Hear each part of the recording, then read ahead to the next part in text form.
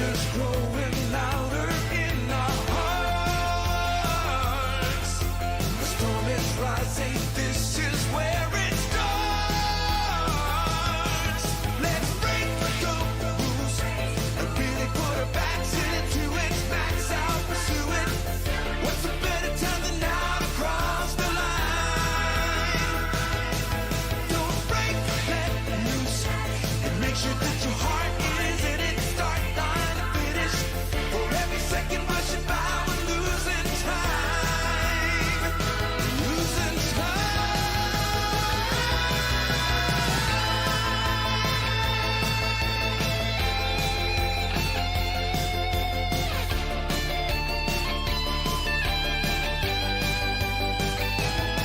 you and I.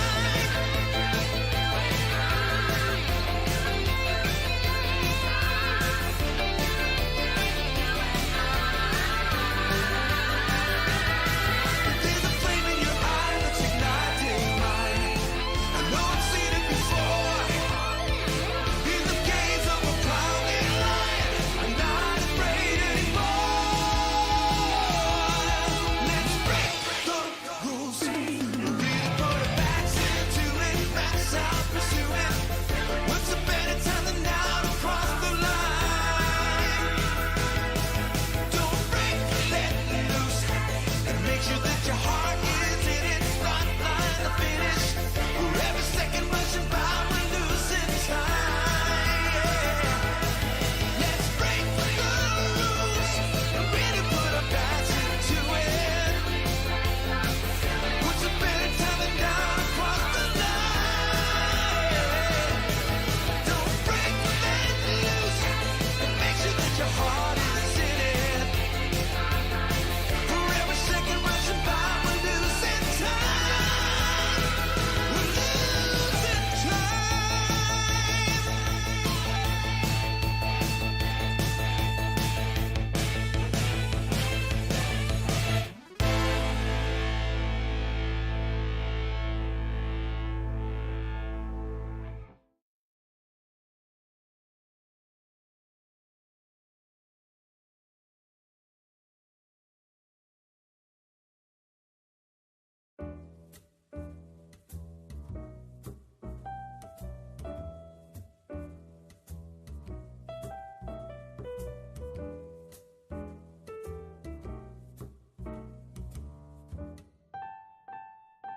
Hello, Lounger.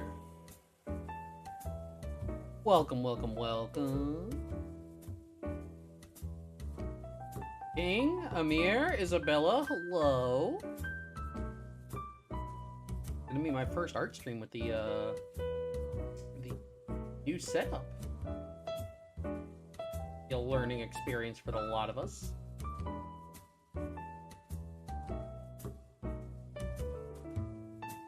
Oop. Oh, there I am. Hello, loungers! I am your eldritch gentleman, tentacled mangaka, proprietor of the Tentacle Lounge, Malik Torihane, accompanied, as always, by the lovely Wallet-chan, the living definition of money talks. And over here we do casual gaming, chill art streams. We are sometimes lewd, sometimes wholesome, but always loving and supportive. I welcome you into the lounge and hope you enjoy your stay. Today... Oh my goodness, I actually forgot. I thought I had everything all set up, and it turns out I do not. Because I do not have my stream for YouTube. Let me get that, take care of that.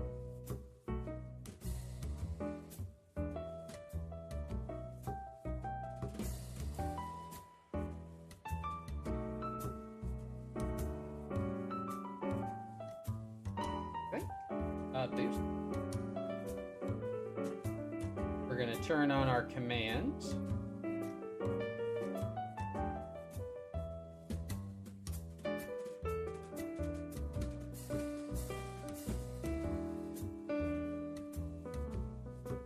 Our timers.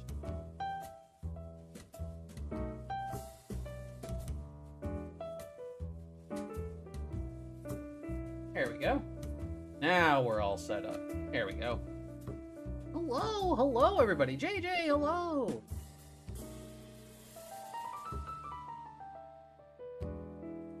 But, yep, we're starting everything up. We got a brand new setup and everything. I think we might have actually solved our disconnection issue that we were having a bunch of times when, like, you know, the pen tablet would disconnect. Since I no longer have to keep adjusting my pen tablet, it is now in a stationary position. I think we'll be doing good, and we will run into less and less of the disconnection issues that we had before. But we are ready to start a brand new week. I'm sorry about last week, guys, but the whole Hollow Week thing, streaming every day for a week, just really took it out of me, and I'm oddly enough, I'm now behind on work, and I got to get that taken care of. But we're gonna get through it. We'll get around to doing everything. You know, just learning experience. Me showing up on YouTube. Nani, hello. Also, Isabella, it's so good to see you again. Let's see. Yeah, see, it used to be where my computer used to be, like, everything was, like, all on top of each other. But now everything I got kind of, I got everything kind of spread out. And, like I said, it's a learning experience. We're gonna have to get used to the new streaming setup. But we got a lot of work we got to get through today. You were traveling the last few weeks. It's so nice to be here again. Oh, it's nice to have you here again. So, going to head over to the art area. There we go. Everything's all set up. Then you guys can take a look at the what ifs we're going to be working on today. So, we are going to be continuing the What If Piccolo Had a Son with the this art of Bansuri attempting to heal Goku. And then we are continuing the What If Turles Was Good with a Turles versus 18. We got a couple of good ones to go through today. As always, our commands and stuff are all now open. Yeah, I'm aware of the whole VIP thing, but we're gonna address that on Friday. Since I didn't have a stream last week, it's fine. So that's what we have going on for the day, chat. So I just hope you guys are here to chill, have a good time, and let's go on ahead and start getting to work so that we could actually try to get through some of our things today. How's everybody doing? I know last week was kind of a different kind of thing because we took the week off.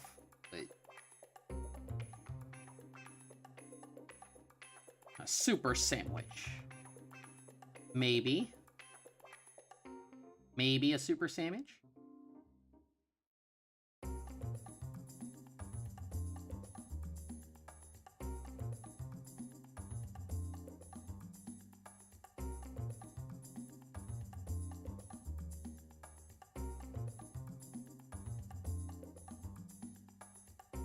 Rewatch The Grinch to figure out what rhyme to write for the upcoming Turles video. Oh. Making a Turles video, huh?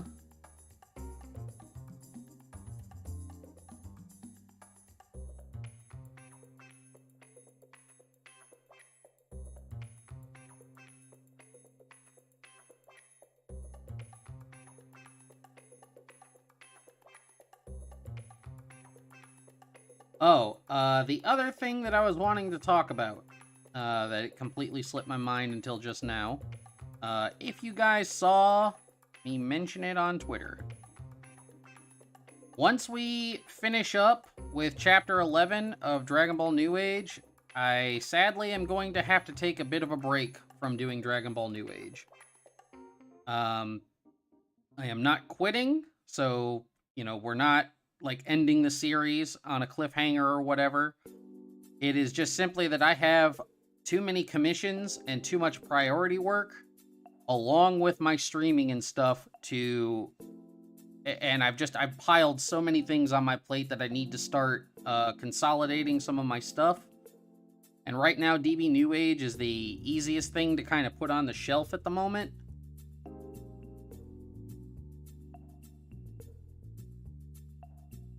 I'm just trying to do what I can, you know, so that I can hopefully not have another burnout like I did last time and then I'm gone for 2 years. Don't want that to happen. But I mean, I'm running all these streams. I'm running like all of my commissions and stuff like that. I have my priority work. I have original manga work that I have to do. You know, basically just my paid work. And I currently have too much of it. And I need to free up some time for myself because I have not been taking care of myself. I have been shirking the walks that I was supposed to go on to keep myself mobile and healthy. And as a result, my joints and stuff have been getting overly stiff, and I had to make an appointment with a chiropractor who is suggesting that I try to move around a little bit more. So I need to free up some time so that I can actually self-care.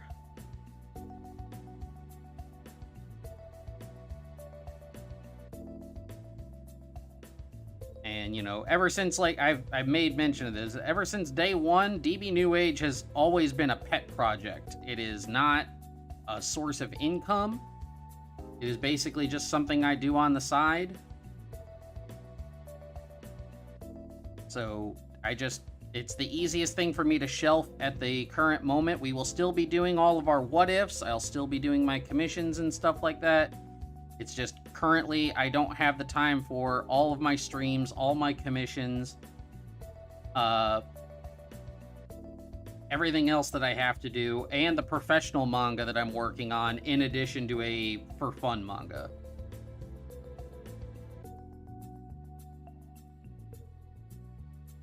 Oh, you're just thinking of to write it up? Oh, okay.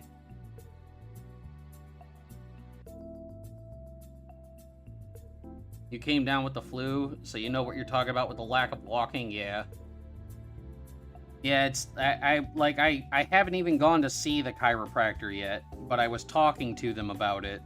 You know, when I was making my appointment, I got to talk with the chiropractor, and they definitely suggested, especially since the cold months are fast approaching, that I start trying to move around a little bit more because the problems will only get worse once it starts getting colder.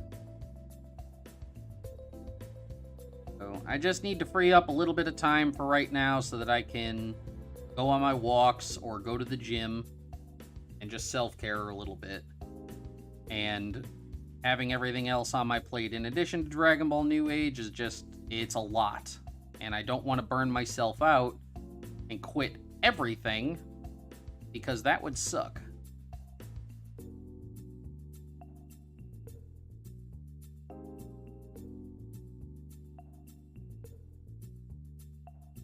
Goo Goo or Gaga?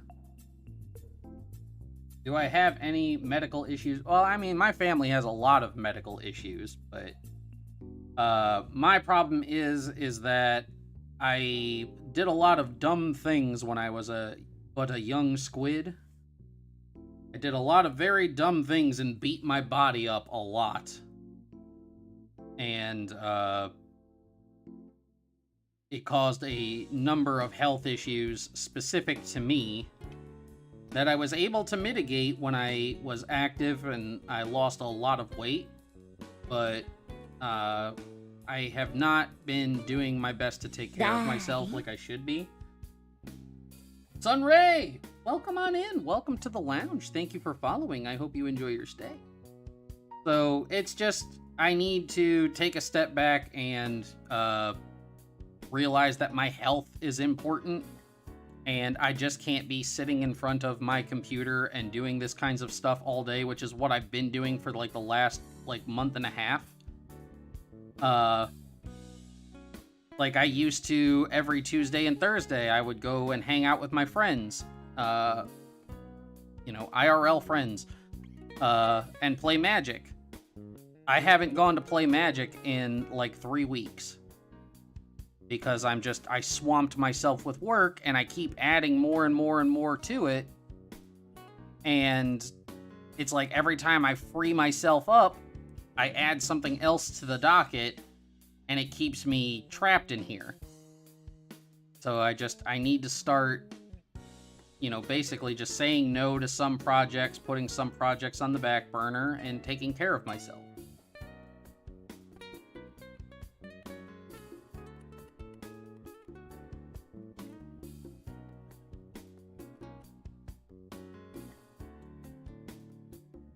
Chat box is a little bit delayed, yeah.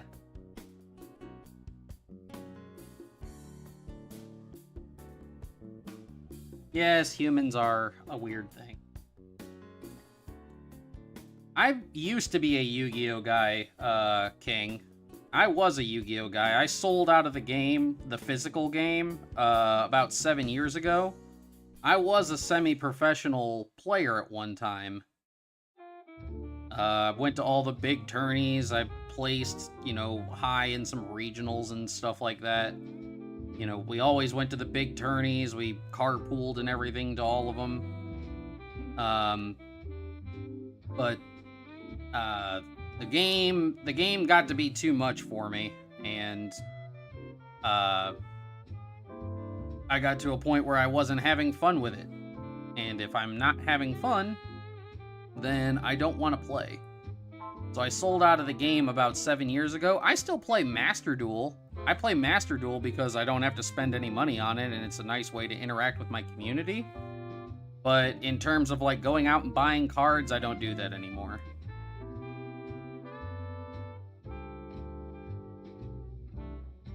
Can you talk about Reiki, since there's not a lot of info about it? You tried to say hi on Insta, but you never check your Yeah, I don't check my Instagram all that much. I actually haven't been on my Instagram in a long time.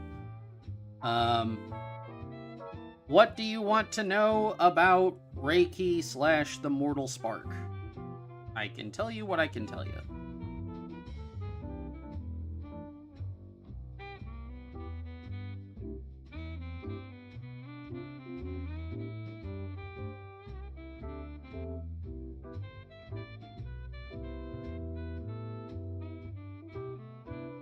So yeah, just so everybody is aware, once Chapter 11 finishes up, we're gonna go on a sabbatical for a while to try and allow me to catch up with my work and free up some time for myself so that I can self-care. I know people really, really like Dragon Ball New Age and they look forward to it, but I gotta do for me. The concept of it and the definition, it's basically universal energy. It's a concept founded in Taoism and Hinduism, that everything is united by a certain level of a certain energy that flows throughout all of the universe. It's basically the spark of life, the spark of creation.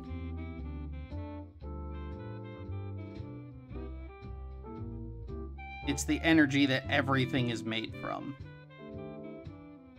And while there are different forms of energy, like ki and godly power and stuff like that, Reiki is the basis of everything. It's the spark of life and the fabric of reality, basically.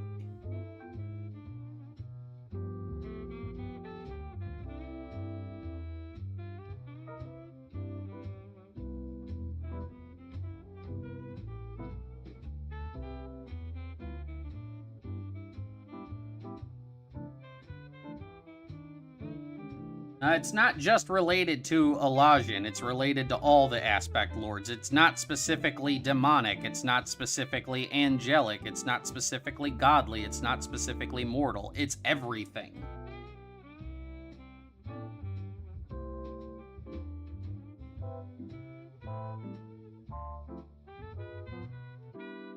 Everything that exists has Reiki in it.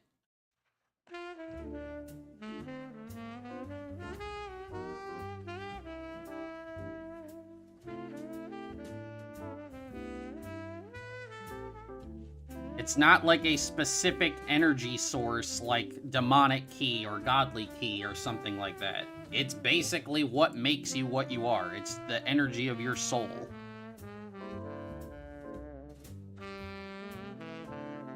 For lack of a better term.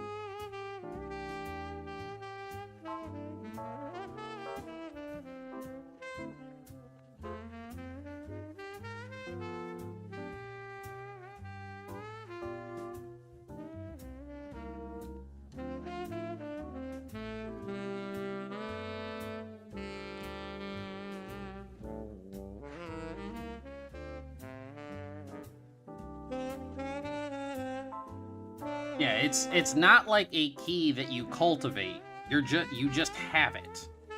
You don't grow it. You don't grow it, you don't cultivate it, you can't make your Reiki stronger. That's not what it is about. It's not like godly energy or your own, or like the key that like all the mortals use to like fire energy. That's not what it is.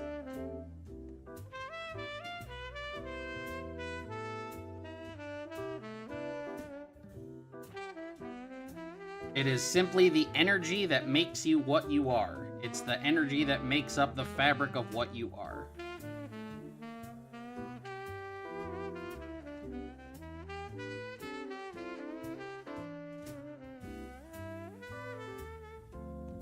Yeah. Think of it less as energy and more of building blocks. It is like literally, it's the fabric of reality. It's basically the building block of everything. It's not an energy source. It isn't like building up your ki or training to make your Reiki stronger or anything. It is simply like it's what makes you what you are.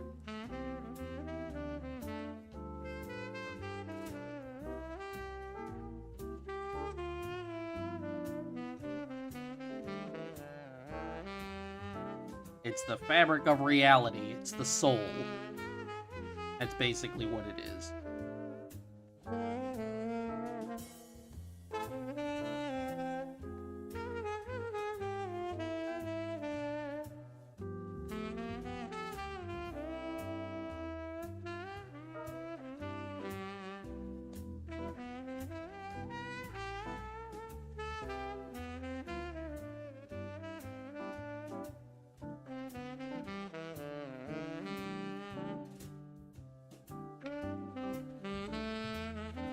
I've never heard of Void Key, so I don't know anything about that.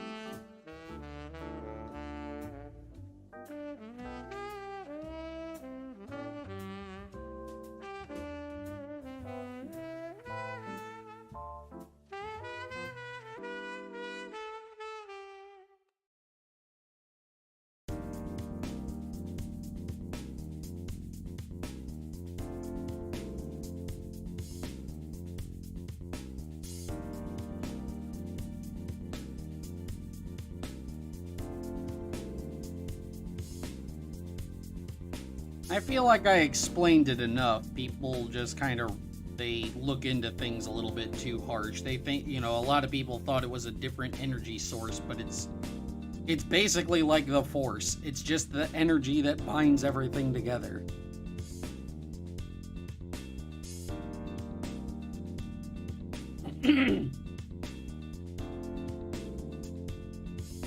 Harlot, that heart virus must be really a pain for Goku. Yeah.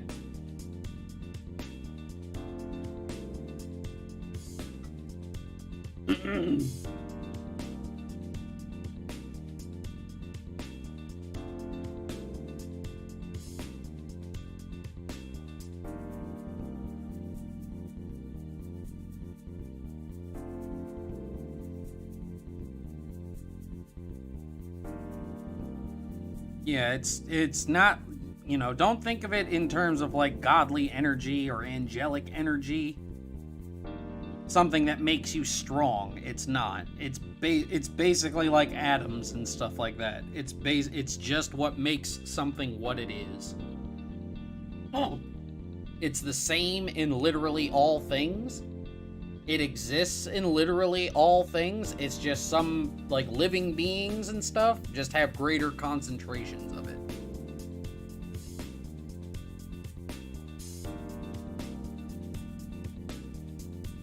Which thumbnail art did I have the most fun working on? It's never just been one particular thumbnail. I have groups of thumbnails that I really, really enjoyed working on. I loved working on, almost all of the, like, what if Raditz had turned good ones. I loved working on the Gine ones. Designing Ranch was really fun. Coming up with a couple of the Turles turned good ones was really fun. I loved designing Perfect Celine.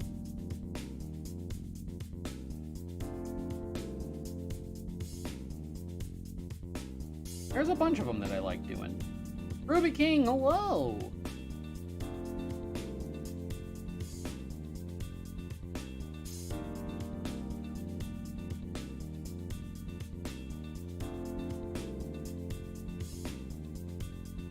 Yeah. Designing Ranch was a whole lot of fun.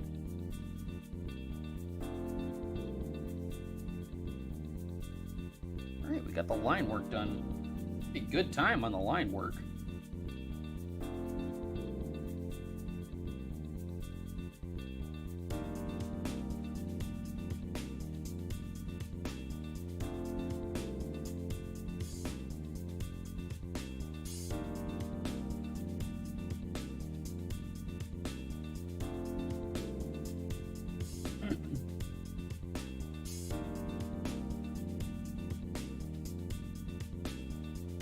I don't know about all that. I appreciate the compliment.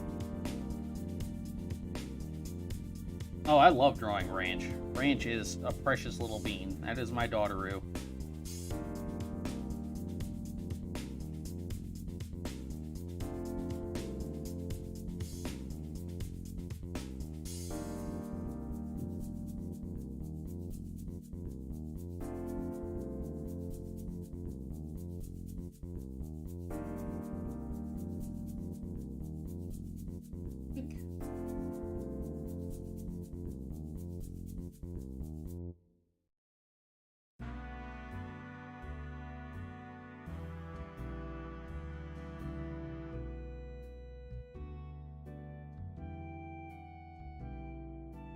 I wish I had infinite drawing power.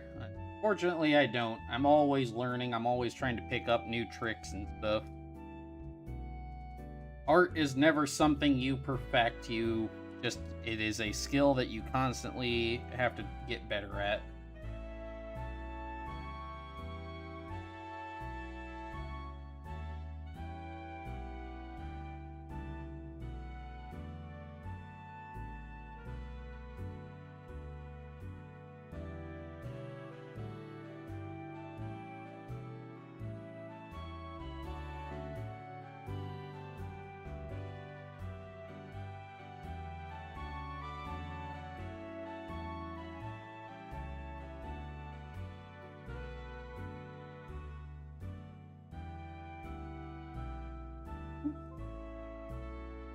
I have to open up the other Bansuri one that I did, because I'm pretty sure Bansuri has a dark blue cloak?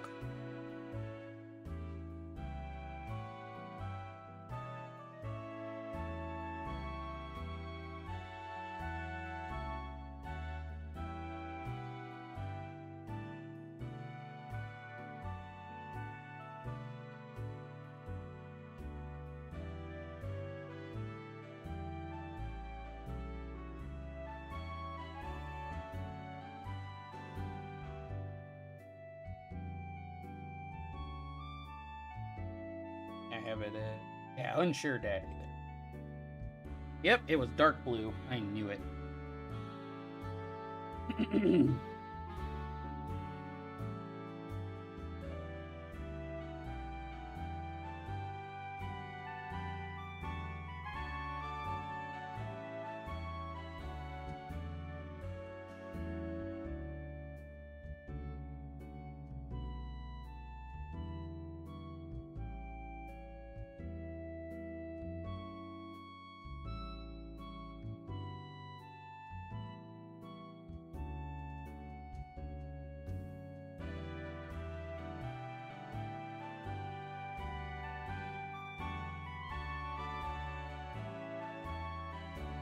Here we go.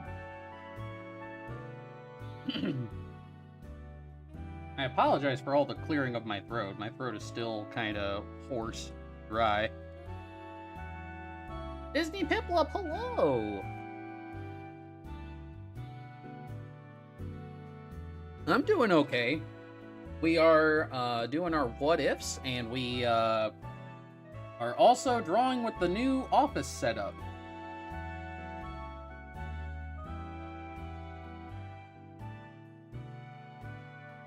On ahead and open something that has Goku. You still got an occasional cough left over from the flu? Yeah. I know how crummy the flu can be. This'll work. This'll work just fine.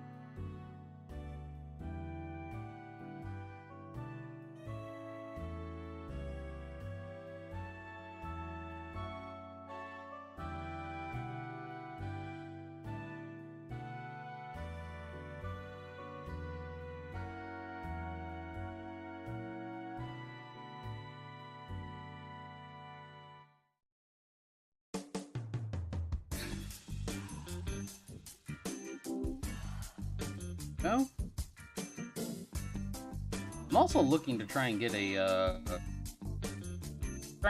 little bit more jazz music for the lounge when we're over here.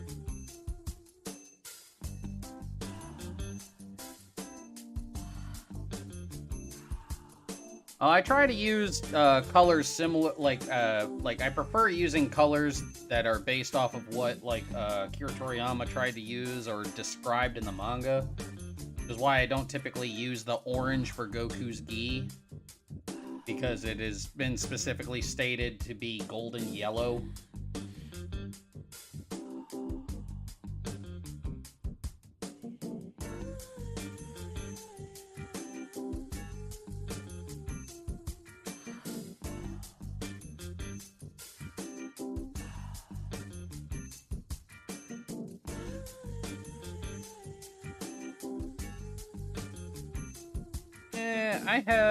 I have my qualms about Super. The coloring is not one of them.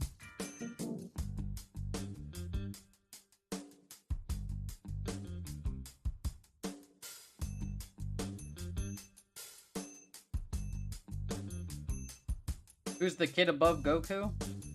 Yeah, it is Baby Caulifla. That's from the, What If Caulifla Was Goku's Daughter? What Ifs.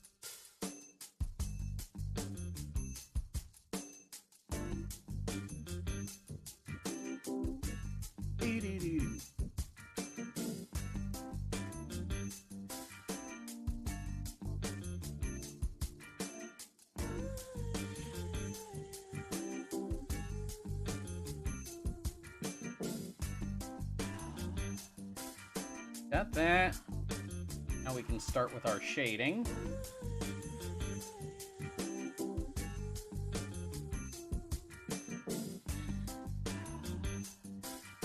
Well, I think that has more to do with, Yamamuro's style. Yamamuro's style has, evolved over time to give everybody a more shiny look. I can't say it's the best, but...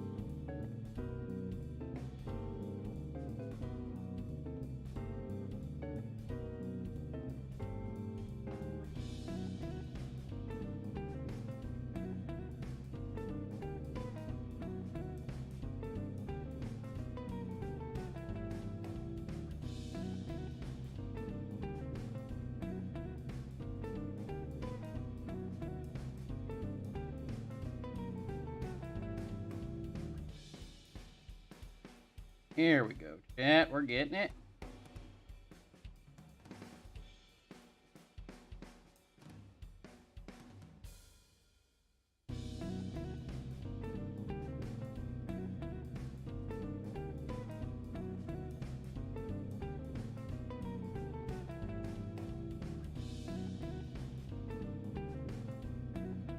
Yeah, that's exactly what I'm doing, Don. It's just I usually start off with like just the solid black before I apply the proper lighting effect.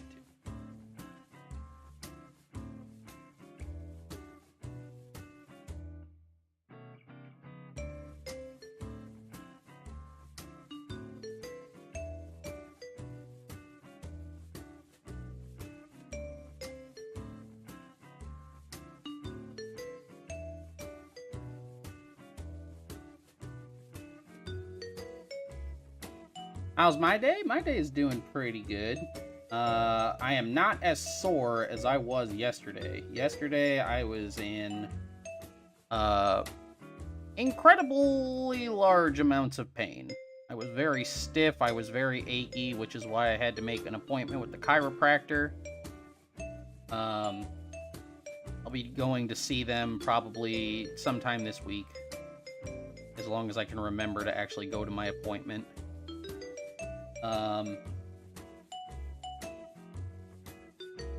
But I woke up today and I felt a lot better. I'm not exactly 100%, but I felt a lot better, which is improvement. And I always am of the belief that some improvement is better than none. Compound your smaller victories into bigger ones.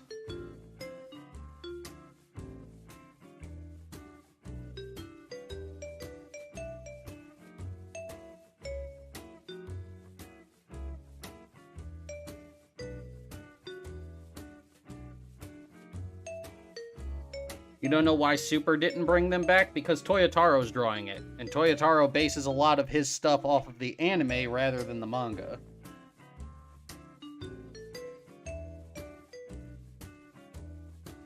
But me, I am a Namix have 3 fingers kind of guy. Dodoria is a 2 fingers kind of guy / gal.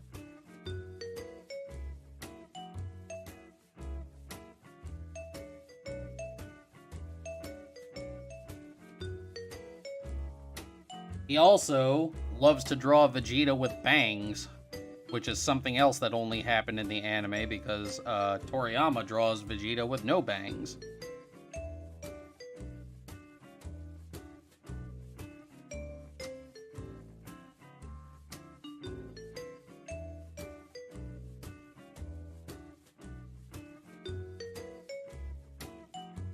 Bangs, like bangs of hair, not fangs.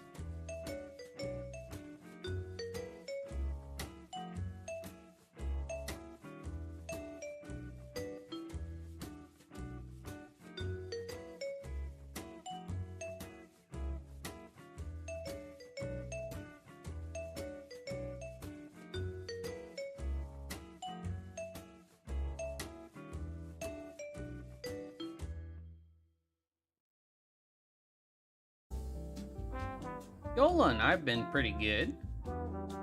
No, Don, he did not have them when he was a kid. I can show you. He did not. See, the anime and Toyotaro are the only ones who ever draw Vegeta with bangs as a child.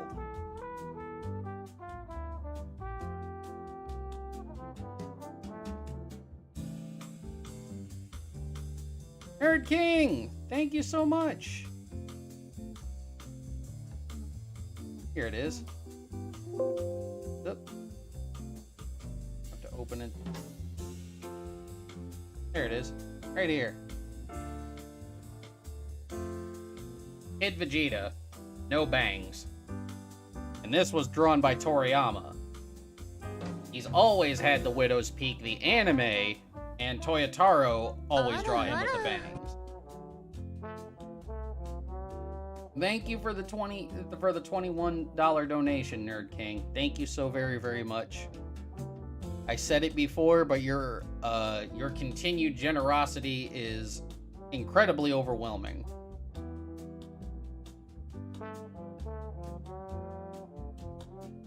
What vegetable is Vegeta based on? All vegetables.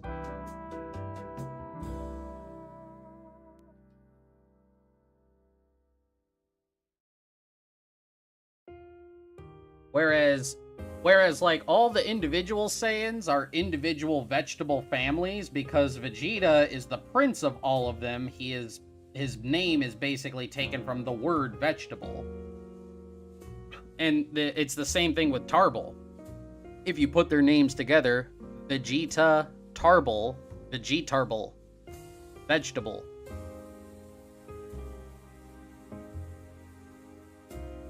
Yeah. It's Vegeta and Tarbell. Vegetable.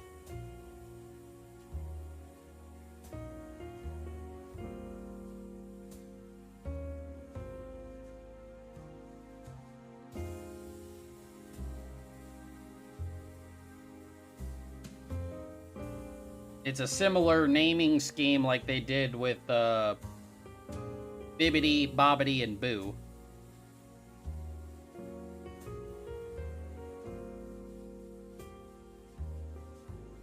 Oh, Don Boss, I already have Saiyans, and I already have names for them. I have a whole family of Saiyans in Dragon Ball New Age that all have a family name scheme.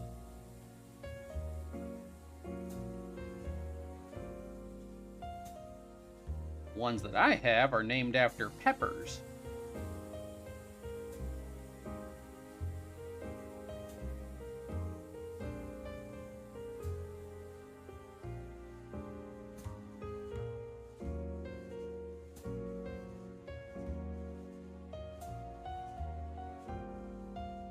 Oh, that's fine, Don Boss. A lot of first-time chatters here. Is no problem.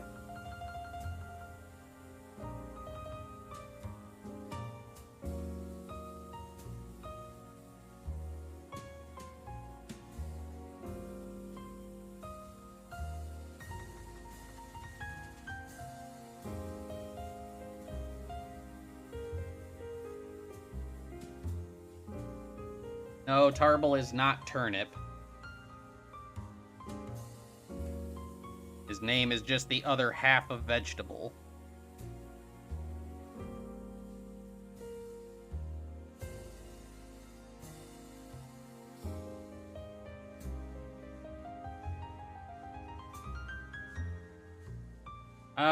Back before I renamed them, the two twins in my story were named Korun and Okrun, after corn and okra.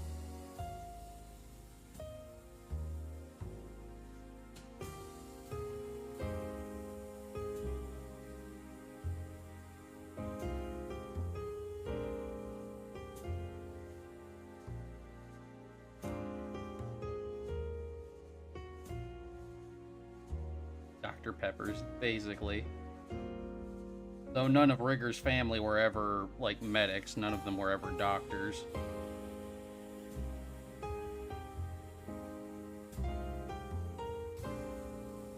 Yeah, Bardock is based off of burdock, or burdock root.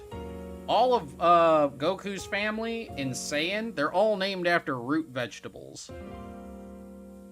So there's burdock root, carrot, negi, which is green onion, and radish. They're all root-based vegetables.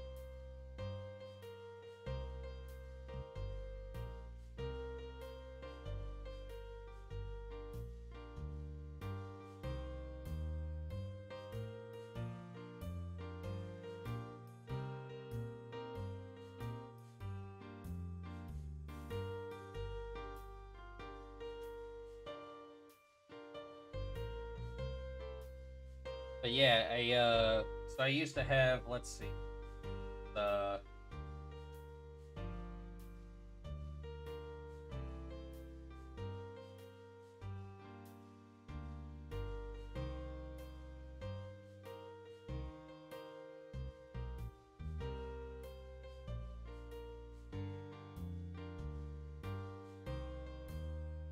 and let's see, what was the? I have to look it up. Hold on. Let me look this up. Am I British? No, I am not.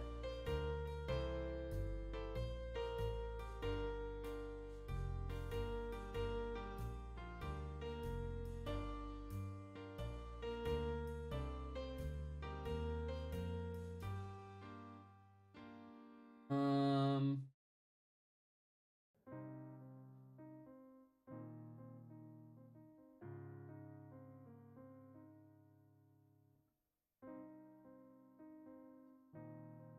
Ah, okay. Then we had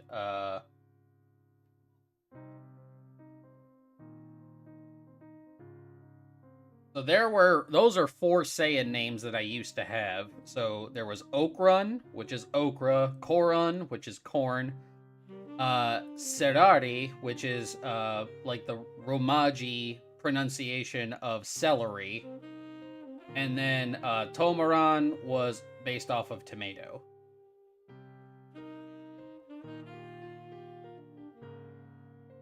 Well, Don Boss, I don't think there's going to be a quote-unquote female Cold Clam member because Frieza's species reproduces with only one parent. Frieza doesn't have a mother. Frieza only has one parent, King Cold.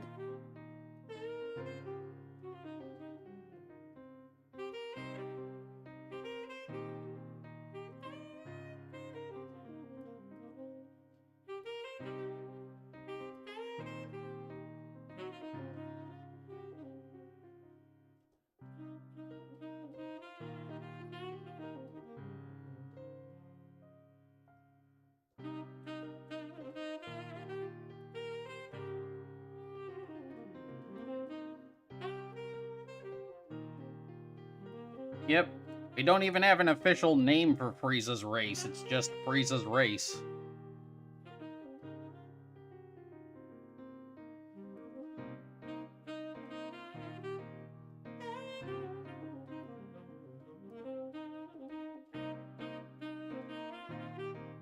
We don't know how.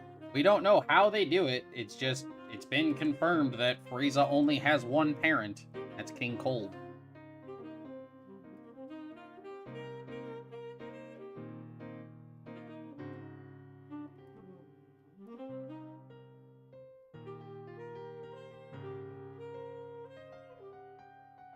The other thing that we were also told is that not every member of Frieza's race is like Frieza and Cold. They are considered to be great exceptions, both in terms of power and wickedness.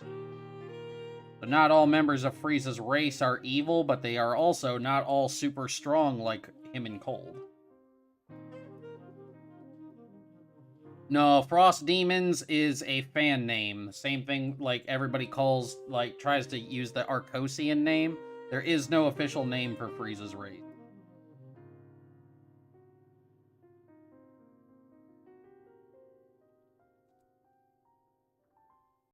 Frost Demons and Ice Djinns are popular fan names that people use, but there's never been an official name.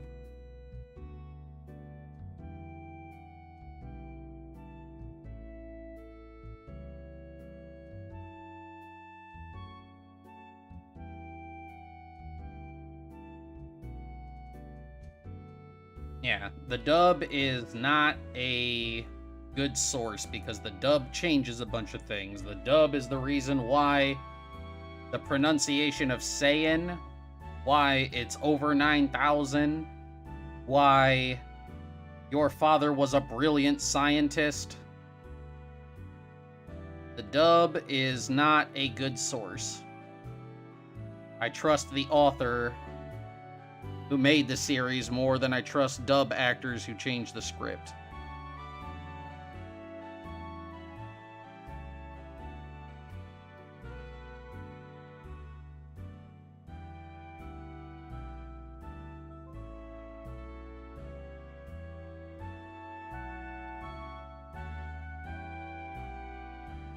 No, Funimation has perpetuated a bunch of dub-isms that have, like, continuously gone on. Like in their original dub of Dragon Ball Z, where they basically continued what the Ocean dub had done and turned Goku into a superhero instead of a battle-hungry fight monkey.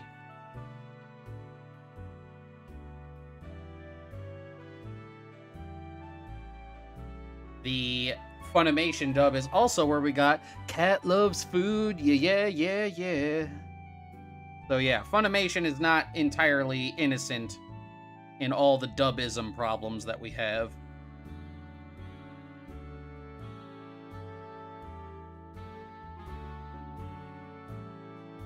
Yeah, and stuff like Trunks Brief, yeah.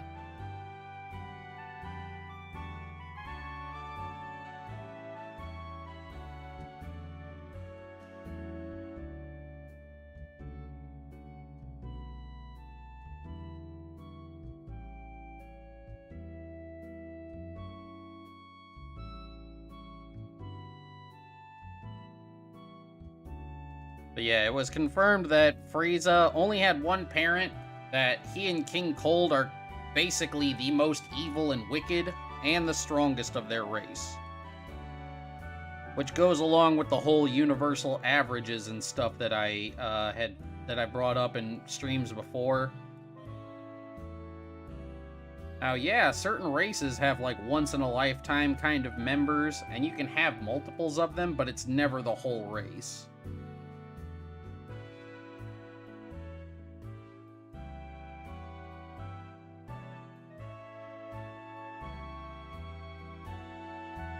Yeah, well, they say Mark, but it's like Maku, which is a anagram of Akuma, which means demon. That's less Mark and more Maku. But still keeps in line with the demon and devil name pun.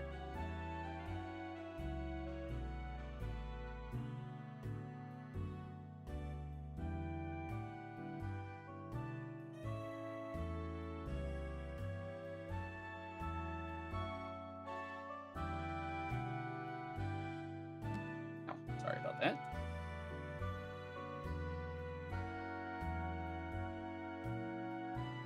Mutant strength doesn't necessarily come from a source. It is just it's like evolution. It's a genetic thing that just happens. It doesn't come from a specific source. Broly is just an intense mutation.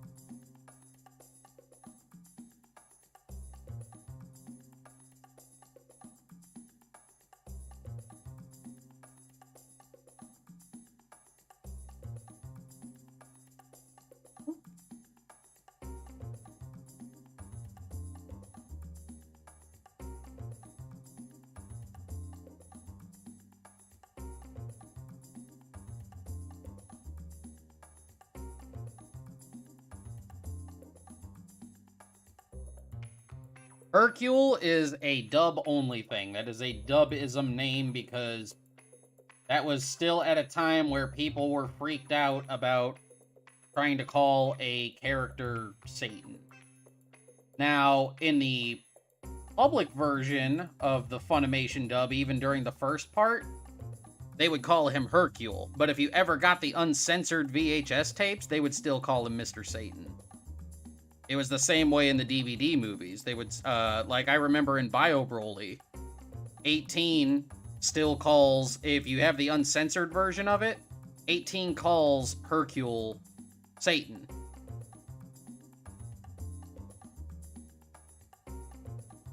But since we've opened up culturally, and people have learned that it has nothing to do with religion, it is just a name pun, that, you know, because the Japanese think name puns are funny, they've lightened up on the whole Mr. Satan thing. Have I watched Bio Broly more than once? Yes.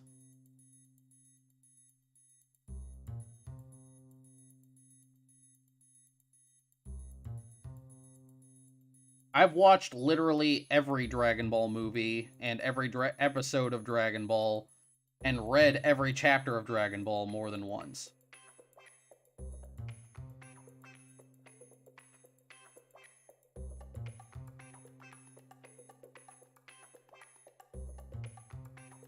My hot take is that Bio Broly, well, one, it's not a Broly movie, so I don't consider it a Broly movie. But I think Bio Broly is actually the second best quote-unquote Broly movie, because Second Coming is just so freaking boring.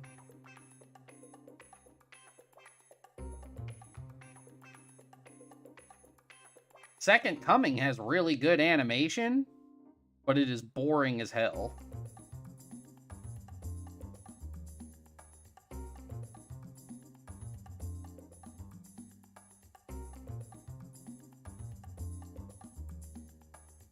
Plus, I cannot get mad at a movie that has Mr. Satan and Krillin in it.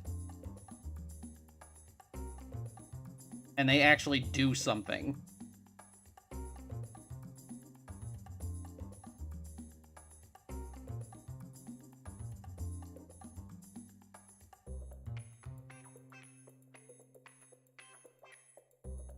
Because, full disclosure, I used to hate Mr. Satan and Krillin, and now they are low-key some of my favorite characters in the series.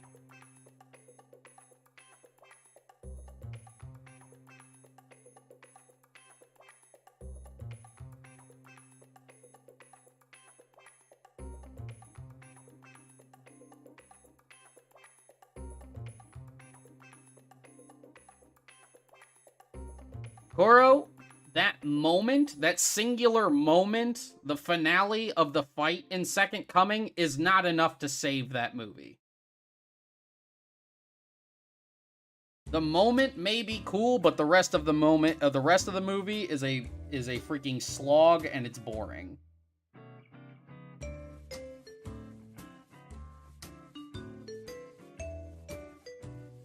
It's just like in Resurrection F. Vegeta getting his moment against Frieza, that little bit of catharsis, is not enough to save Resurrection F.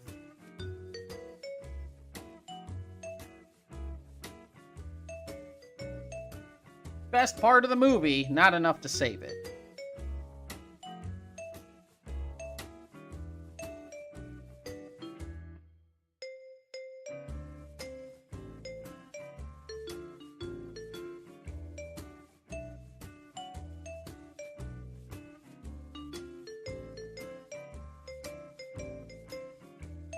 What do I think about the BoJack movie? I mean, it's not bad. I wouldn't necessarily say it's, like, my favorite of the movies. It's very much an anime movie.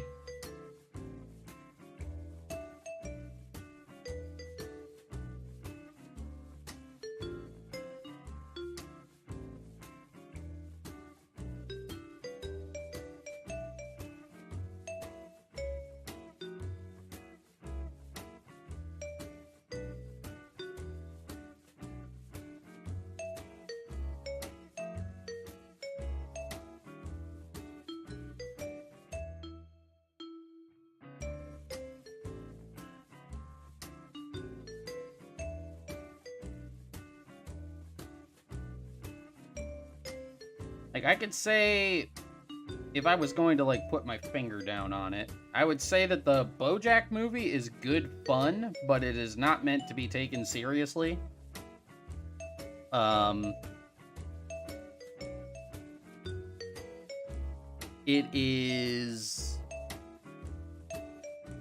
It's inoffensive. There's the best thing I can say. It is inoffensive. It is inoffensive good fun.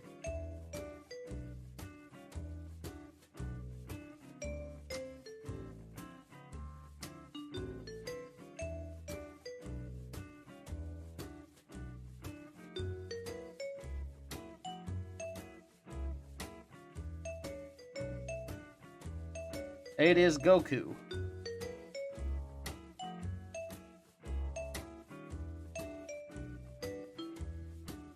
I think Broly would have... The Bio Broly creature probably would have looked a little bit better if it had looked more like the other, like, Biomen that appeared in the movie, to give those characters a little bit more consistency.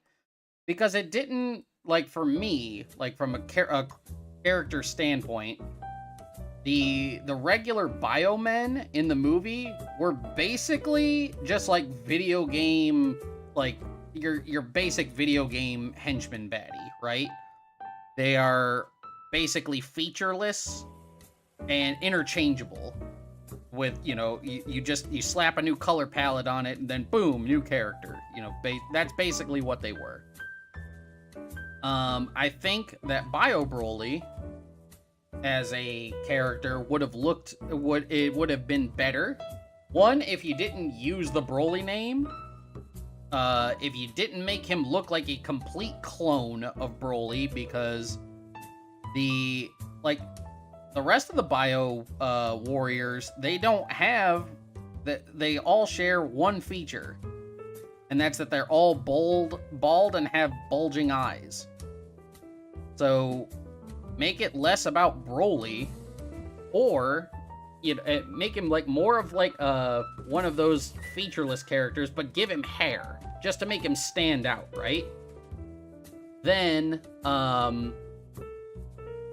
he's one of like the only Bio Warriors with hair, right? Have him do that, and then like as he's fighting, like the rest of the Bio Warriors, none of them have like a mean face. They're all kind of like smiley, right? Have this one be very stoic. And then like partway through the fight when he's losing, have him transform. And then it can be revealed that basically the DNA that created that Bio Warrior came from Broly. Instead of just trying to outright clone Broly. If that's the direction you're trying to go with. If you're trying to do a partial clone of Broly, don't make it just an absolute clone of Broly who melts. Make him a Bio Warrior who shares very little with Broly other than his power.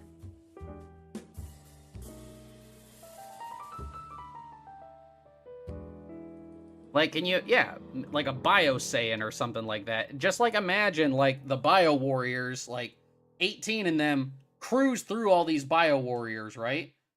But then, like, they unleash their trump card. The one that's been growing the whole time. And this Bio Warrior comes out, and he's like the other ones, but this one has hair, and his hairstyle looks kind of familiar, right? But he's very stoic, very serious, like he has no emotion. And like he starts attacking, and his moves, they seem similar. Like the boys and 18, or well, not 18 because she's never seen Broly before, but the boys, they start recognizing some of the moves that he's doing. They're like, what the heck is all this? And as they like start whooping up on that Bio Warrior, he transforms, and then he swells up, and he looks basically like a template of Broly. And then they realize, oh my god, they tried to clone Broly.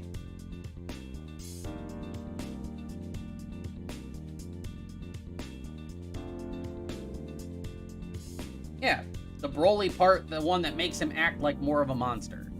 He transforms and starts behaving more like Broly. He starts behaving as a murderous monster that just attacks everything around him.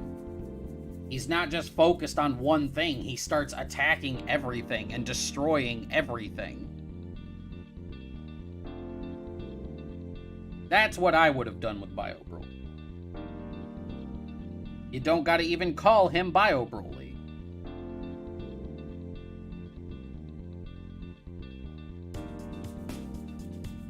Or if you do want to call him Bio Broly, like name drop it.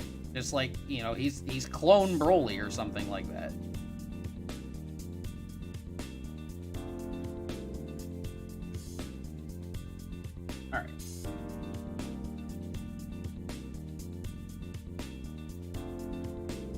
a lot of those concepts and stuff, they're not bad. They just need to be... I think they need to have a bit more consistency to them.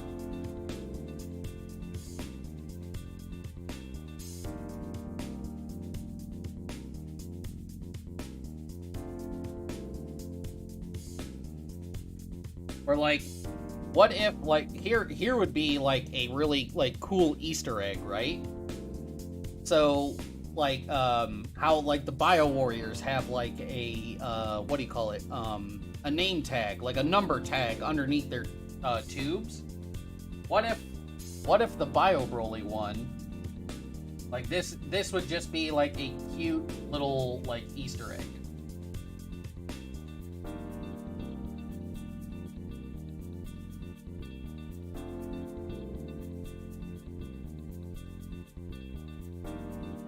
What if that was the number for the Bio Broly? BR07Y. Basically, leet speak for Broly.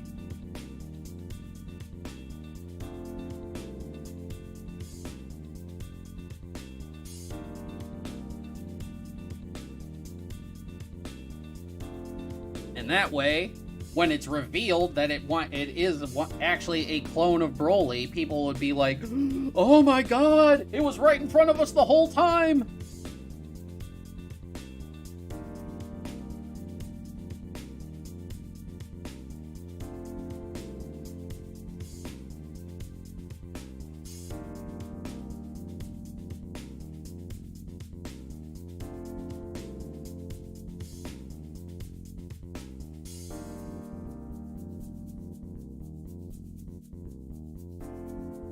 Yeah, you could also, instead of the Y, you could do, like you were just saying, you could do, here we go, ER-071, because that would be the regular Japanese Romaji spelling of Broly. Project BR-071. It is literally leet speak for Broly.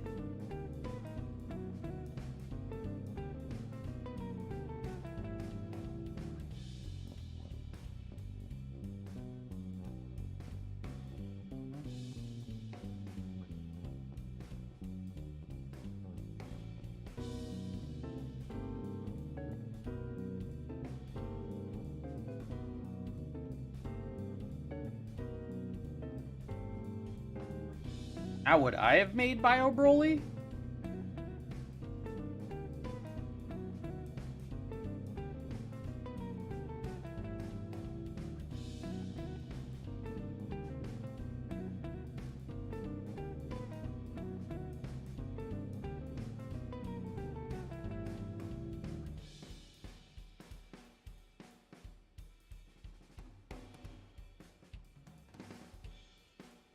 Let's see. Hold on a second.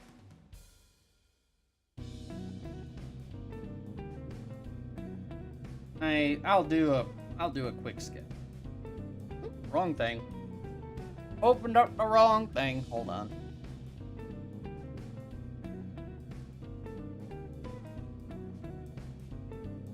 There it is. All right.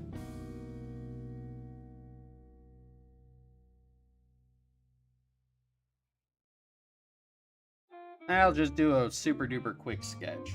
So let's see.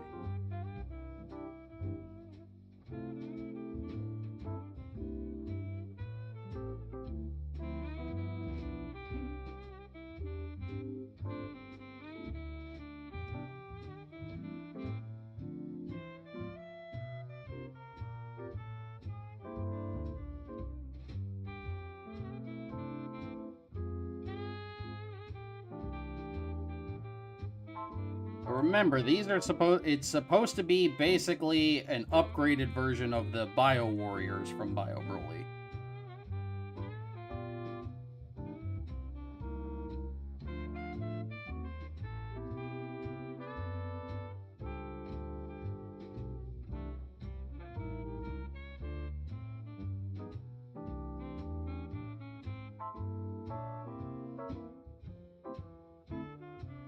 So, you know, his first form, He'd be kind of gaunt and lanky, like the regular Broly.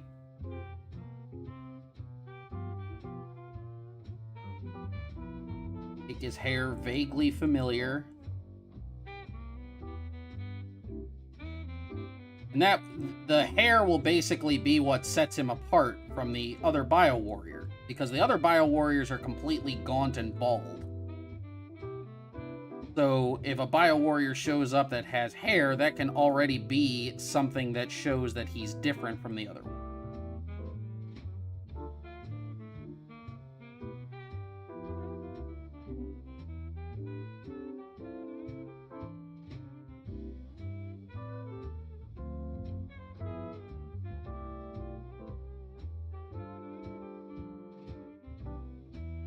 You basically just make a, for lack of a better term, a homunculus of Broly. And again, this isn't heavily detailed, this is just a quick sketch.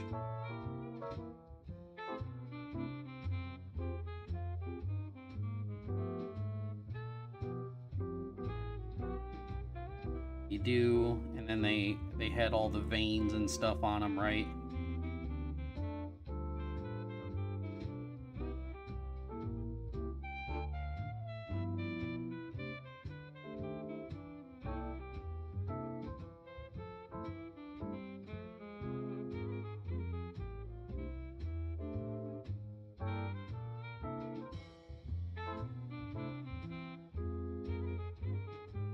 Kind of gaunt and sickly looking in the face, right? Then, when he transforms,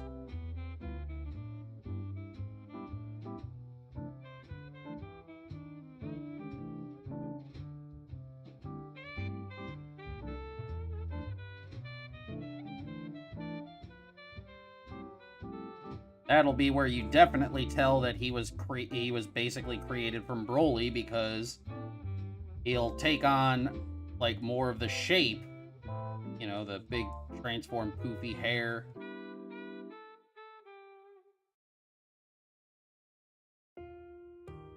Bulging friggin' muscles. So basically turn him into a homunculus, a Hulk homunculus.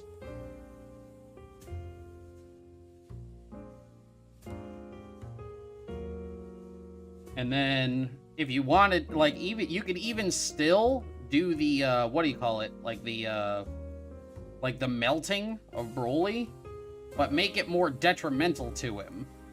So, like, as this like homunculus version keeps using its power because it's not, the cloning process or whatever isn't used to it. Yeah, just have him transform. As he like starts doing that, have him start melting and weakening, because the power is basically just freaking melting his body. That's what I would do.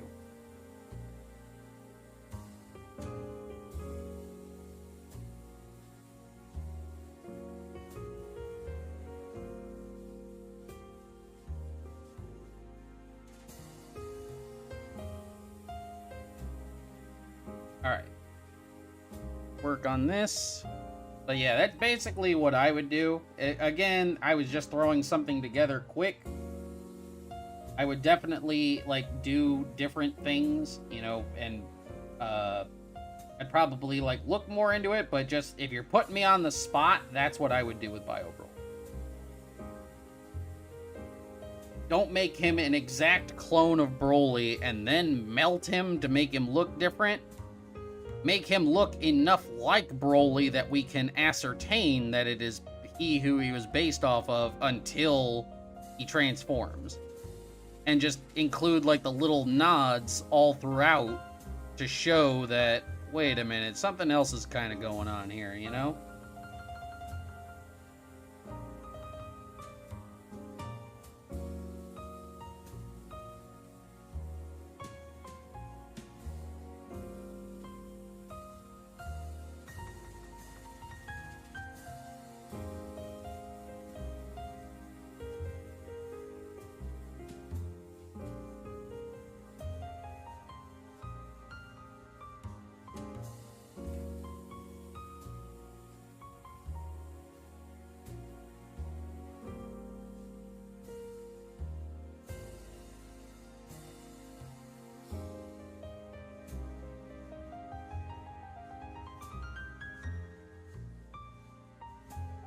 Hello, random.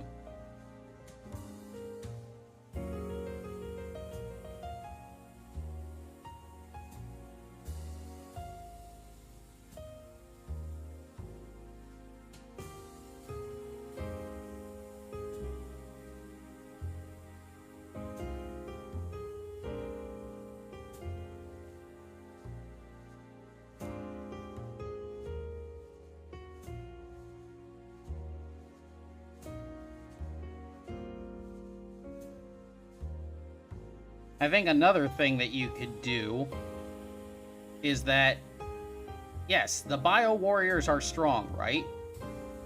But despite the things that Hercule or Mr. Satan does to get out of fighting, he's still a competent fighter, and he's still strong for a human. Like, in terms of normal humans, Mr. Satan is really, really strong.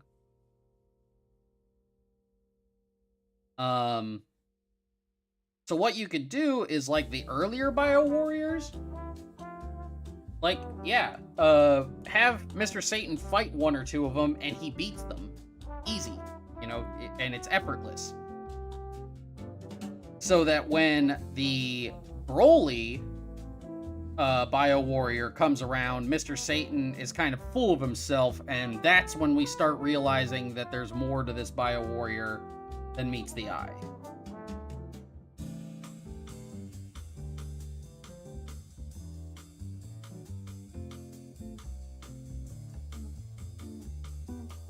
Ashton, hello! Hello, Alex!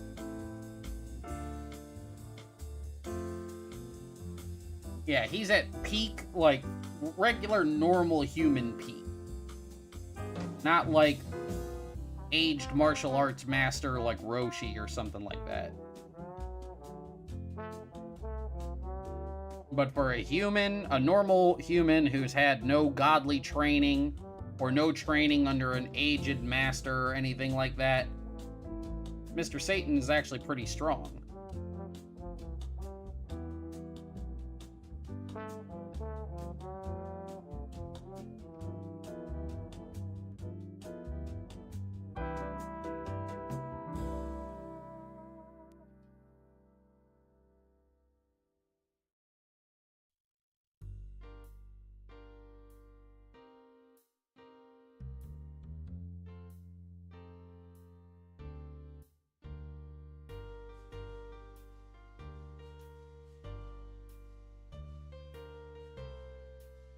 Just came back from your driving lessons. Hey!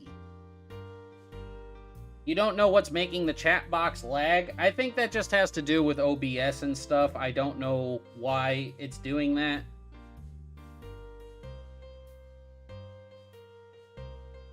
Like, your guys' chats and stuff are popping up at a normal pace for me. I don't know why it's popping up, like, slower in,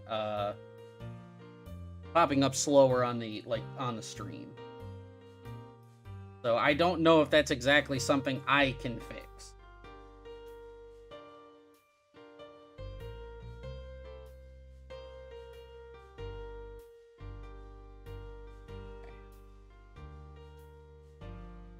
Now...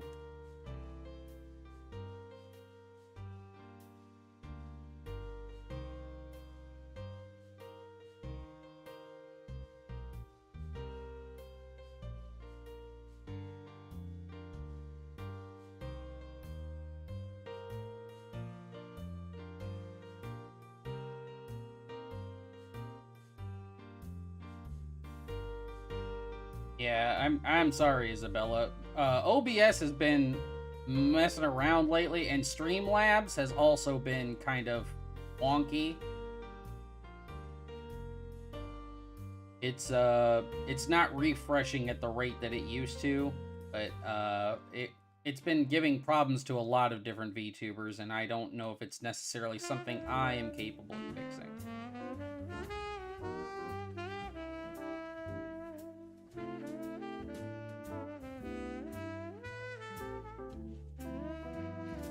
See what this...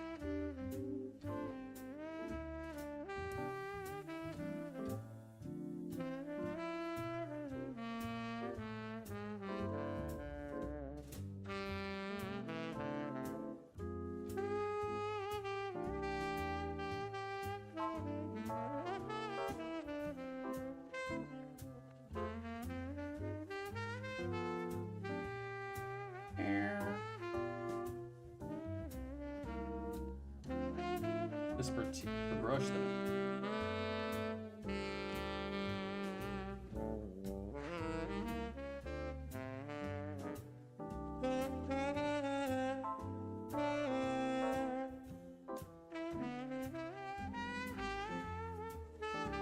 One second, Chad. I'm trying to find a particular brush. I think this might be... Yeah, this is the one.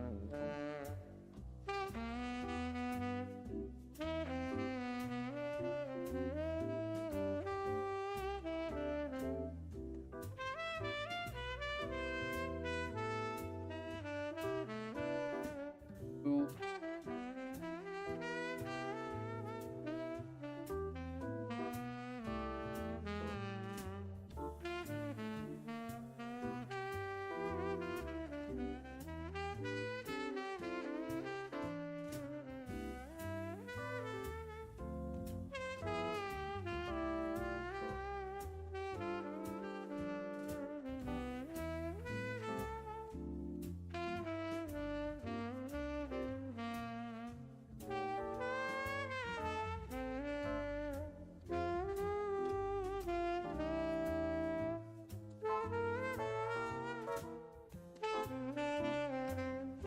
No, no, no, no, no.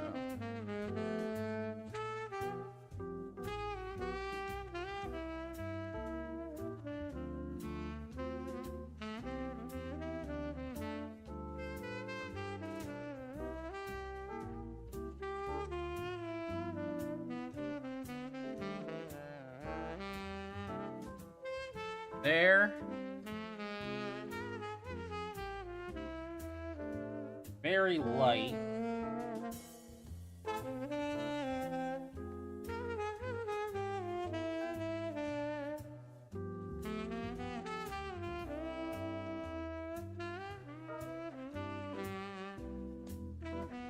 That.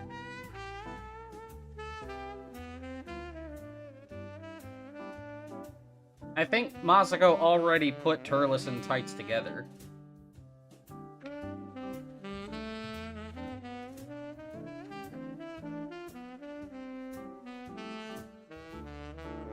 And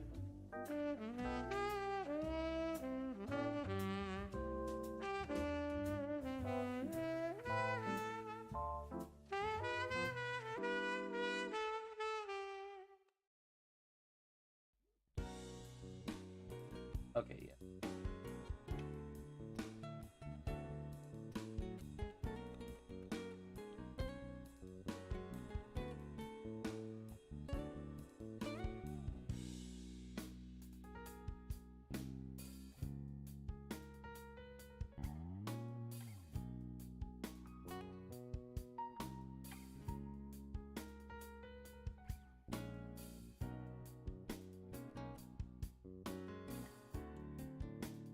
Second. Actually, back up here. Where is it? Where is it?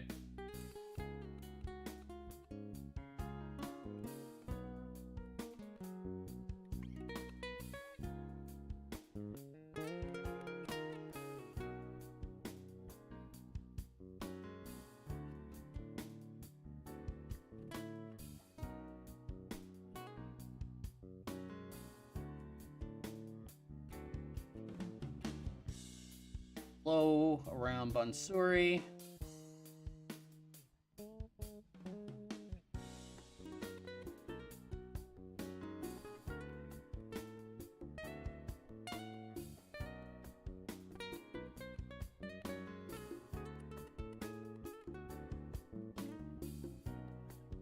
There we go.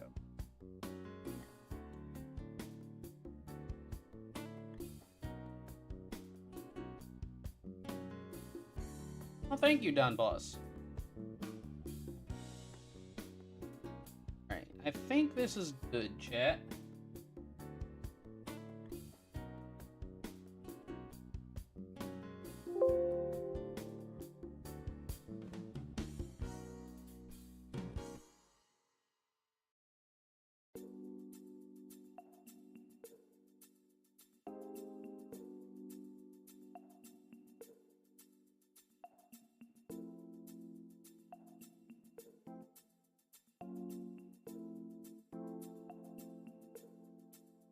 this.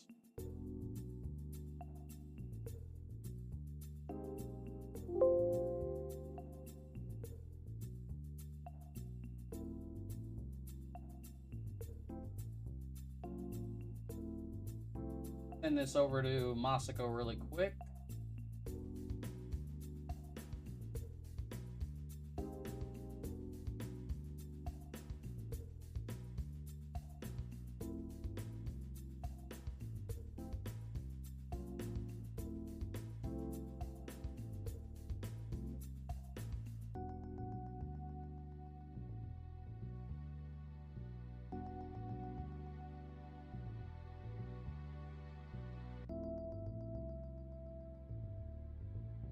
If he, yeah, he sees it. So let's see what the boss says. Yeah, we got a cool. There we go.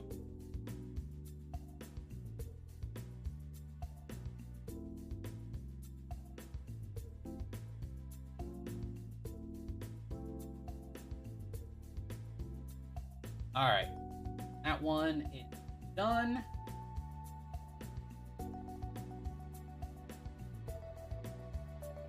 Has Masako ever joined my streams? Yeah, he's popped in occasionally.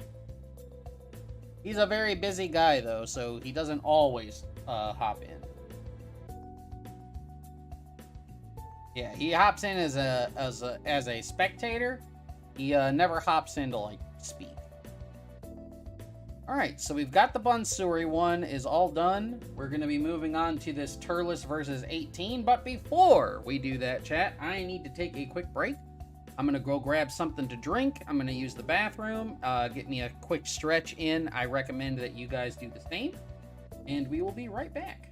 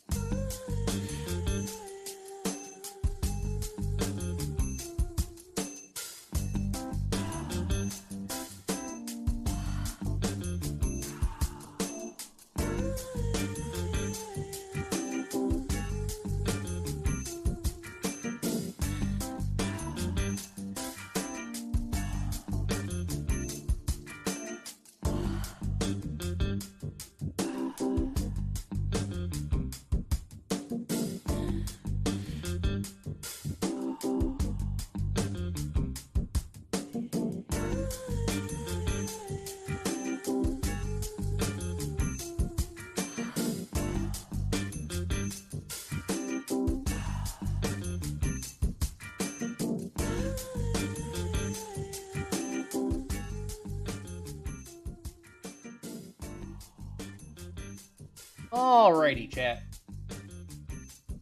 We are back. We're ready to tackle the next leg of our journey.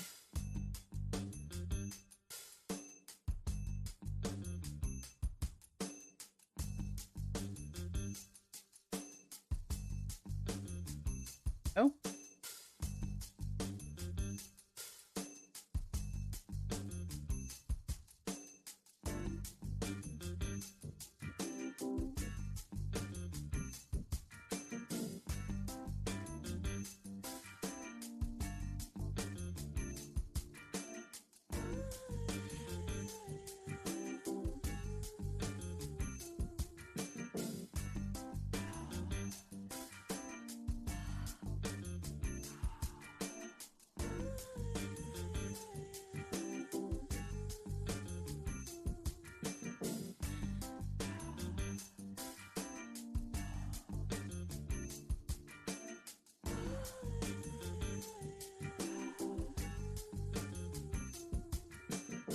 Considering the lack of pupils in this sketch, he must be really pissed.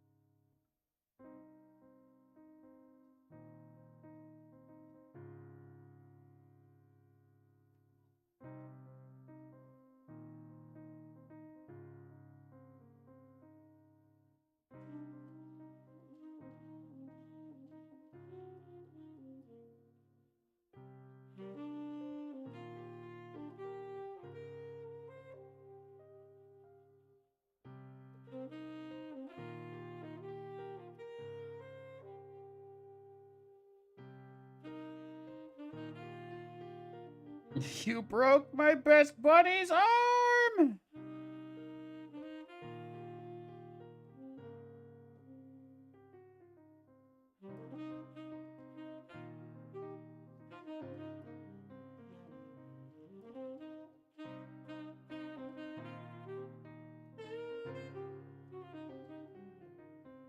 Yanda, hello!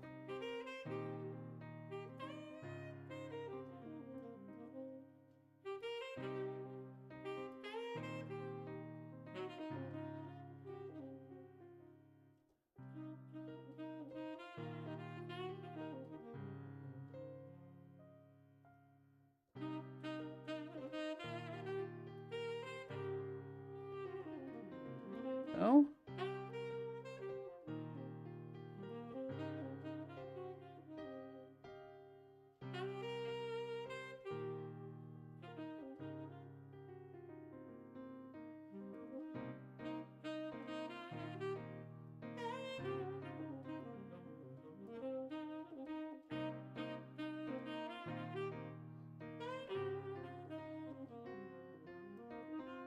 Which villain would you say gave Goku the most brutal beatdown?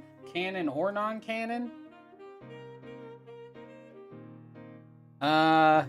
Before he went Super Saiyan, Frieza was putting the whooping on him pretty hard, but I think in terms of just like a one-sided, just like complete domination beatdown, I think it's a three-way tie for me between Broly, Super Android 13, and Turles. I think Turles whooped up on Goku pretty solidly after he ate the fruit of the Tree of Might.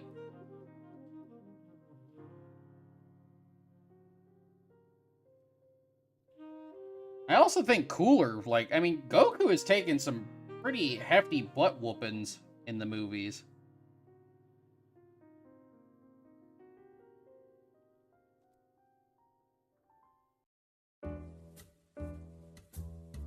Yeah, King Piccolo whooped him up pretty good, too. So did, like, Piccolo Jr. Piccolo Jr. was just brutal. Like, Piccolo Jr. put a hole in his chest and was stepping on it.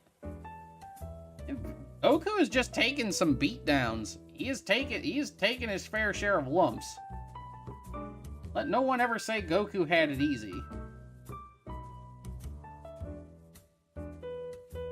Yeah, like when Turles just, like, had him basically at point-blank range and was just firing at him and, like, until he hoped he was dead. That was pretty savage. I think in terms of just, like, emotional brutality, I think the beating that Raditz gave him was actually pretty bad, too.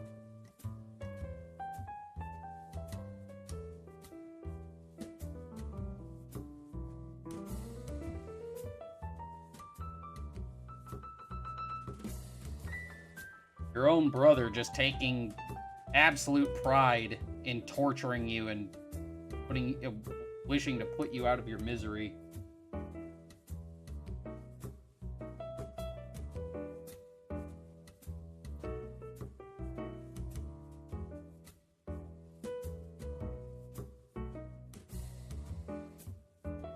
Daddy. Maru! Hello! If this is the same Maru I think it is, oh my goodness. One of my friendos found me over here on the YouTube. Maru! Hello, hello. Hiya, what's good? I'm just working over here on our thumbnails for What If.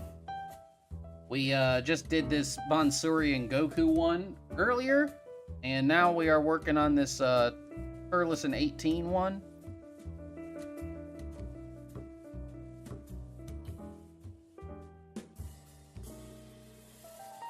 How are you, Maru?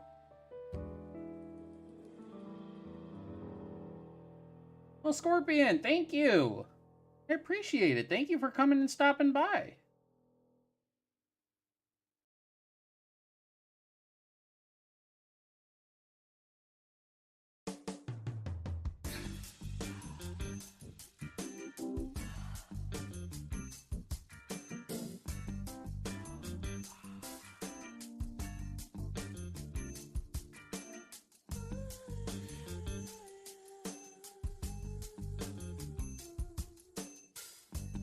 Trying to find ways to be productive. I know that feeling.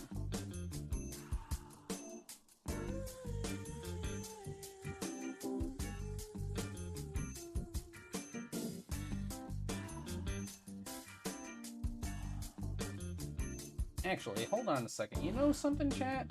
I actually just remembered. Pull this up.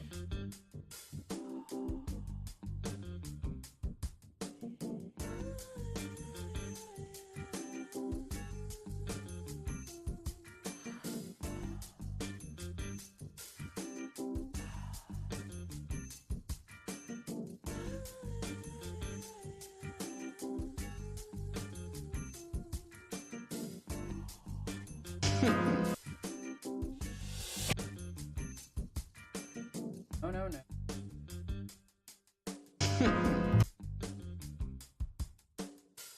Pause this.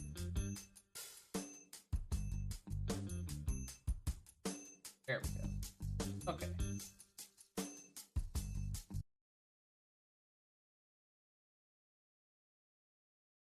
Play a different soundtrack, but we're still going to keep our loungy vibes going on.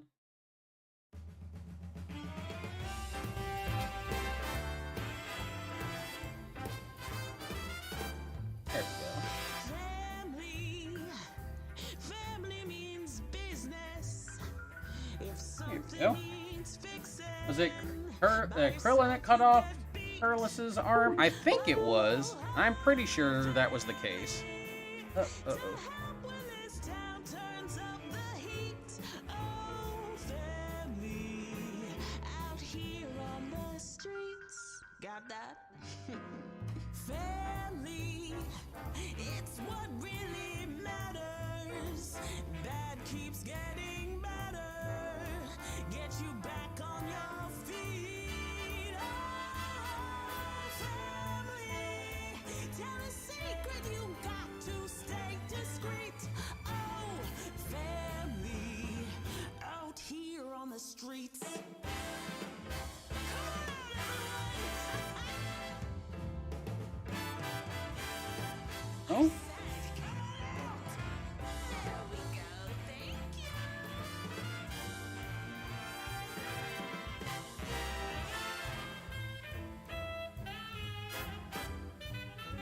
Oh, this isn't so much classical music. This is basically like 1920s like lounge music, which is the aesthetic that we have here.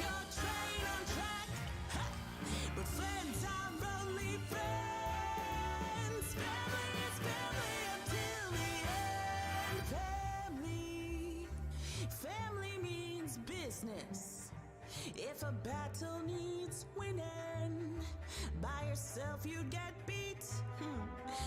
Yes, I said family. Without them you're incomplete. Oh, family, out here on the streets.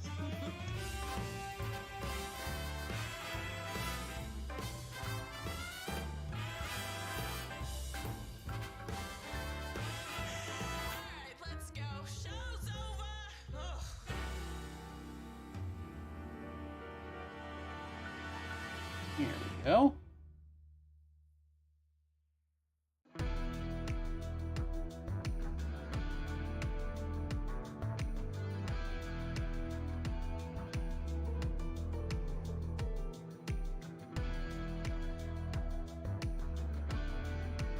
Like jazz? Yeah.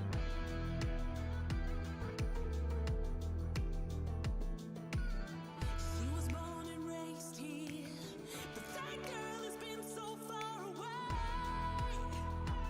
Oh no, felt so much pain here, but it's hard to keep the nightmares all at bay. Yeah.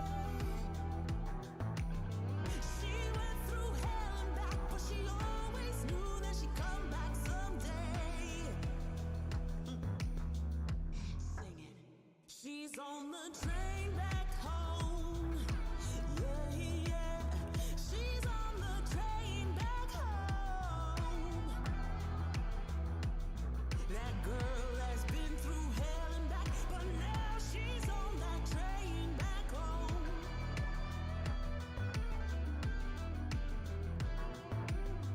She used to hold all the power of the sunshine in her hand.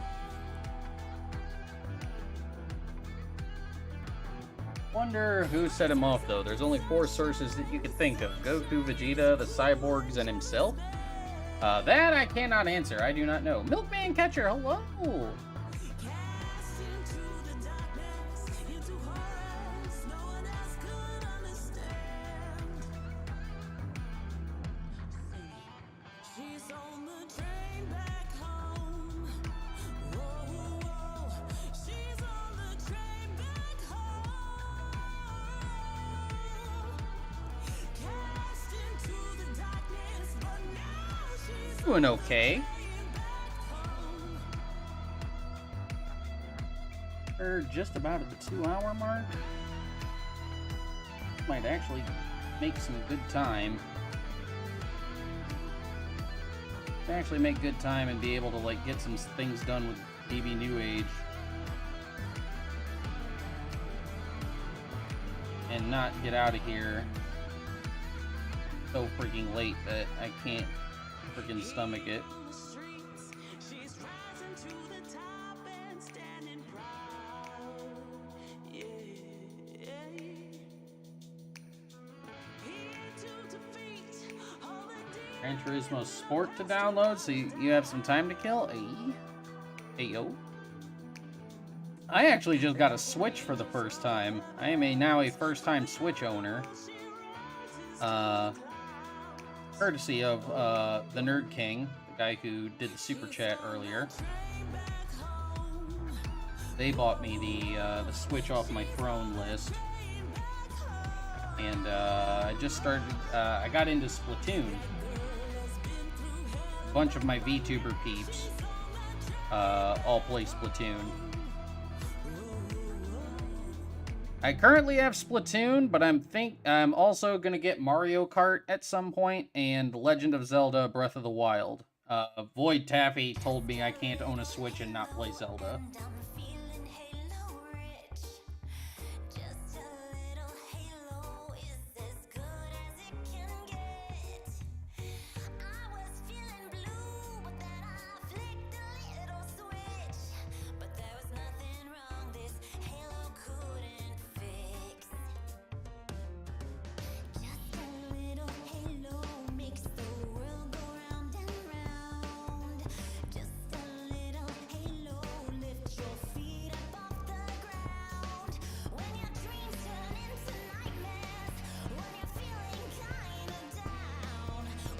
Yeah, like honestly, I haven't had a new system in a long time.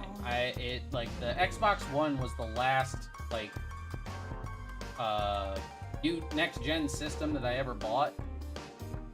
I was very, very fortunate that I have very, very generous people who willing.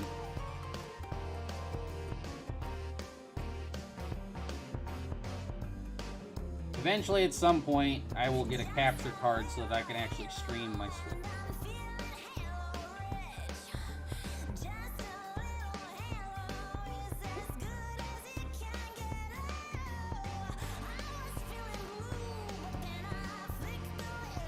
There we go. I accidentally blocked off my tracking. There we go.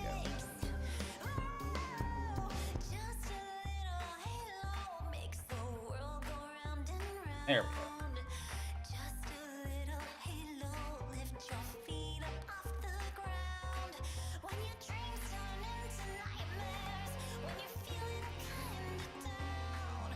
Honestly, contemplating if you should get Devil May Cry 3. I haven't played it for my Switch. I haven't played on my Switch for months. I need something to bring it back to relevance. I mean, me, like, personally, for the Switch, I think the Switch is like, for me anyway, is geared more towards, like, playing with your friends and stuff like that. Scorpion Death Drop, thank you for the follow. Welcome into the lounge. Thank you.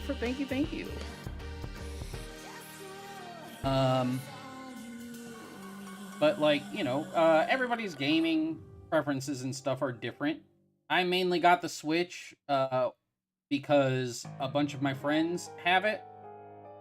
And I want to be able to play games with them because I can't tell you how many nights I have spent in voice calls with my friends while they are playing Splatoon, and I had to sit there and do nothing because I didn't have the game and I couldn't play.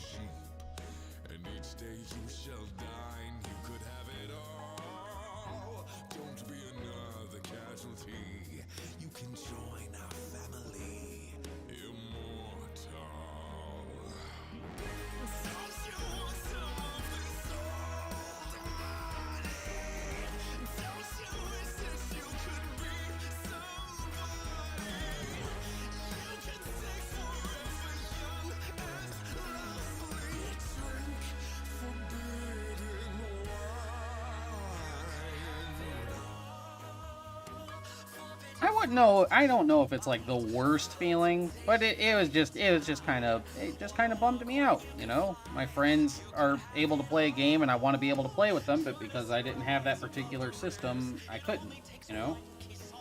And now I do.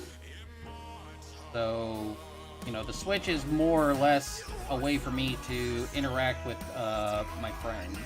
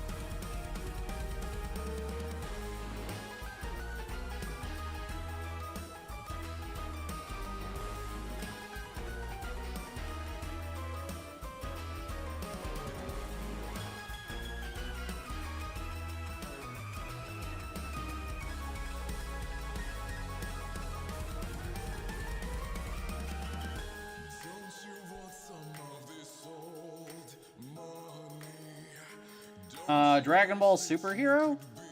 I liked the movie. I don't so much mind how the movie ended. I think some of the, like, visually, some of the creative choices were kind of lackluster. Like, I think Gohan's beast form looks ridiculous.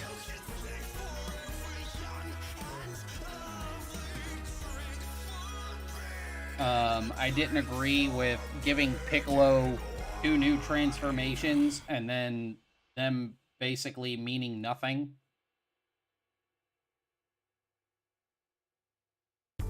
Thinking about mistakes you made, thinking about regrets. Empty heart and empty pockets, paying off your debts. Looking to your past, but it's your future you forget.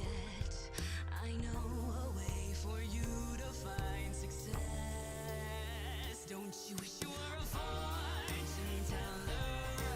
Pull the string. Jonathan Young? Who's that?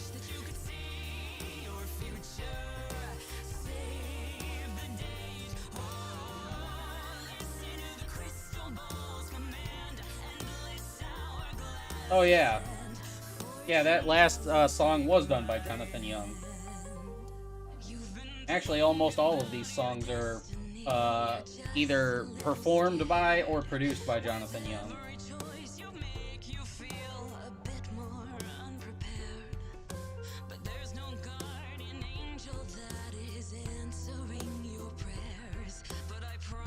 Sip of water.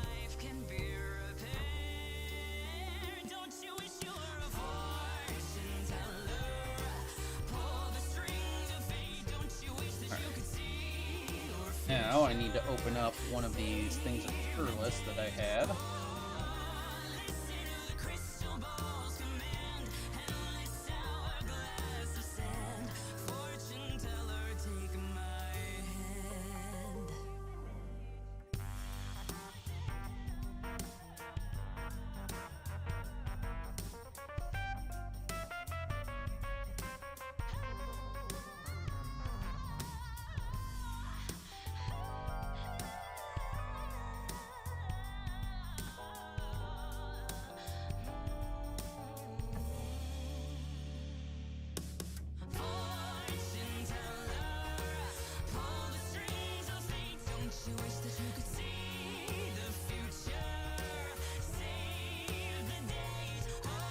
No?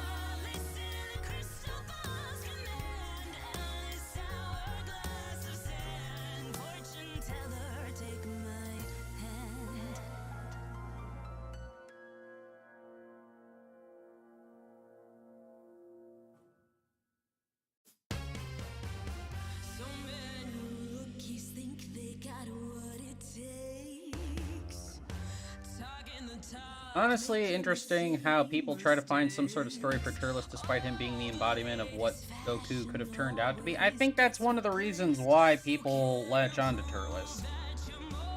Because he was Goku Black before there was Goku Black. He was basically what Goku would have been had Goku not bumped his head. That was his whole shtick, it's his whole deal.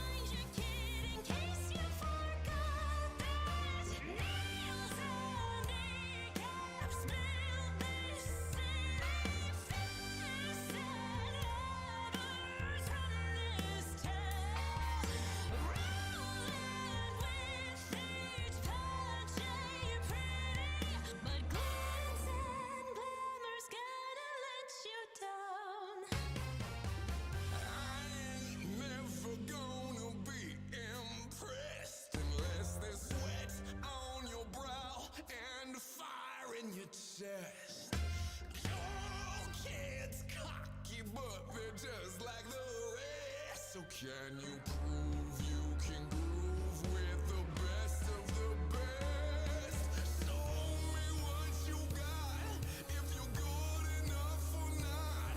Let me just remind you, kid, in case you forgot, that nails and kneecaps built this city.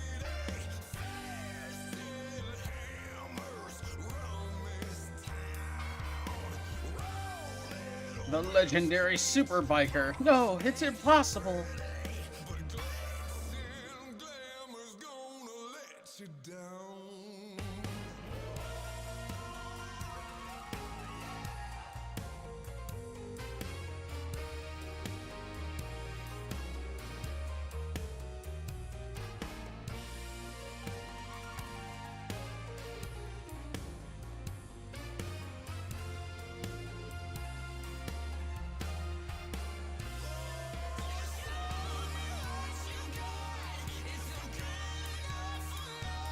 This glove covering the metal arm? Yeah.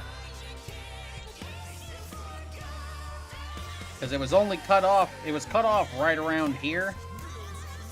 The glove and the biker gloves that he wears are gauntlet gloves. They cover the chopped off limb.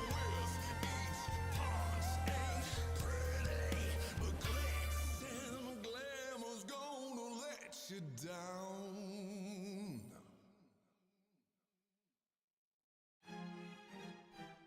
It is something that I learned from Akira Toriyama. When there is part of a design that you no longer want to keep drawing over and over, you either find ways to remove it or cover it up.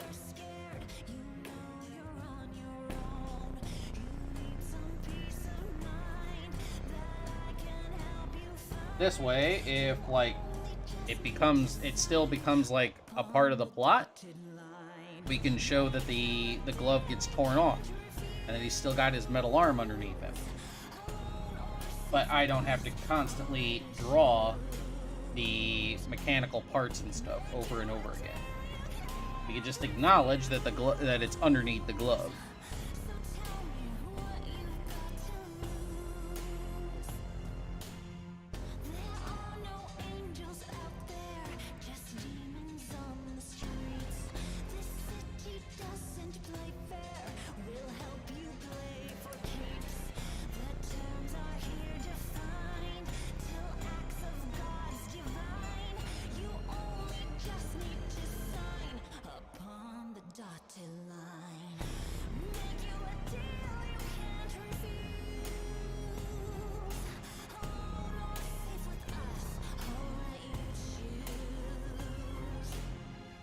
Yes. Almost every mangaka has a habit of resorting to convenience. Because, spoiler alert, we're trying to do things to make things easier on ourselves.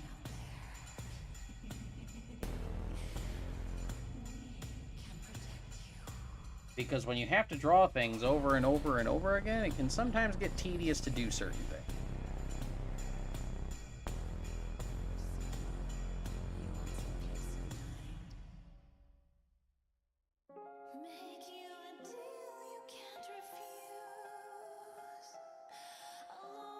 We're doing things the Toriyama way.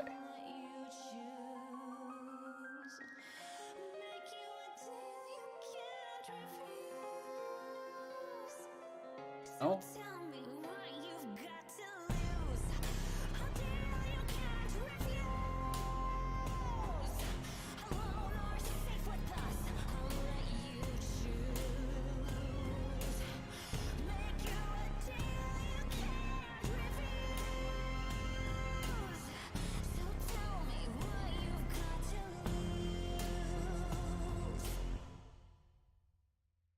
This'll work. You've had a taste of the good times, and now you're hungry for more. This town has done you wrong. Oh, oh, oh. You've got to settle the score. Blood runs thicker than water, and the rest of them will bleed you dry. With us, you can party like the devil. Oh, but with a halo on your side.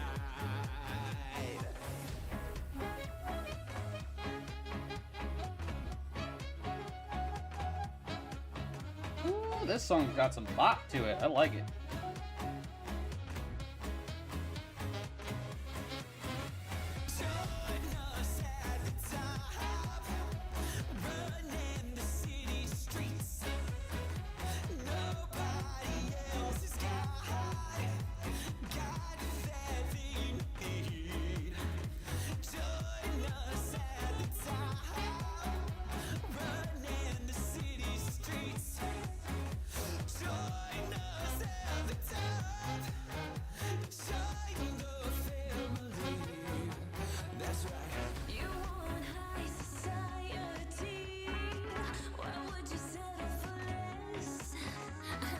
Pretty reserved. Having cheeseburgers with the cheese melted inside the patty. Ayy, that sounds pretty good. I approve.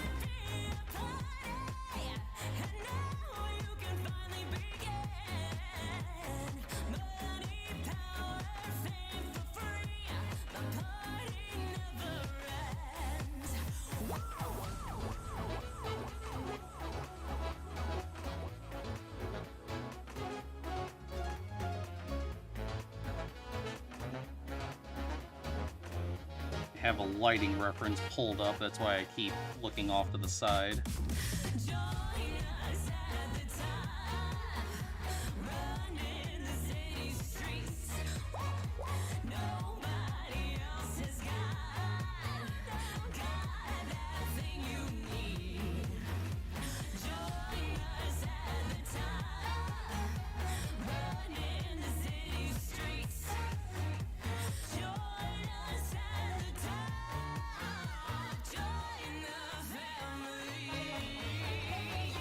Never heard of Cheddar's. I have had burgers at Chili's. My favorite burger place is Five Guys. I love Five Guys and I love Wendy's.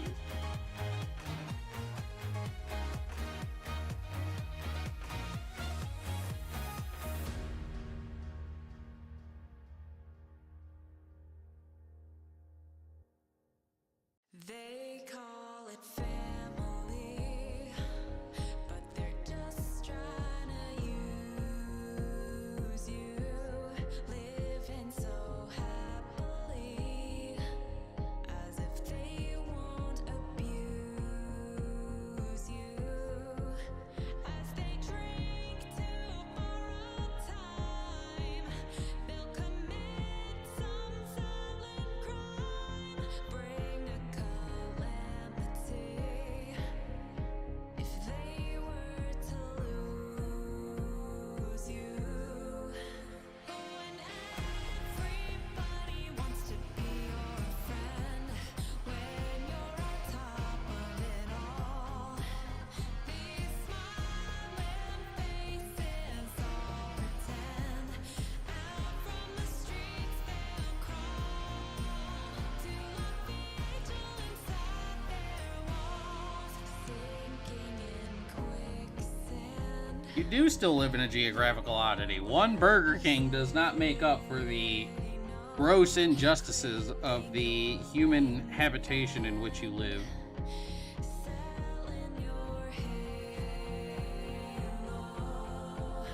They say they want you to succeed, 'cause you got something they need, the power they're drinking, as long as you say so.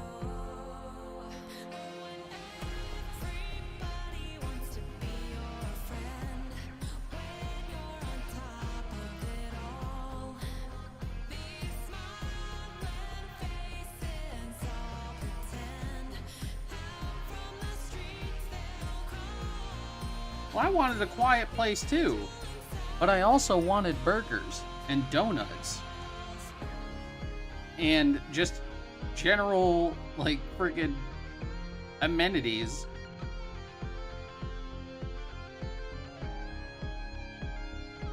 You chose a place landlocked by time.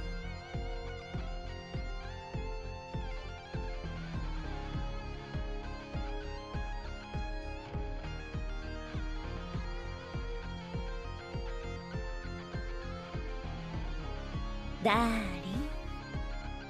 James, thank you for the follow. Welcome in. Thank you, thank you.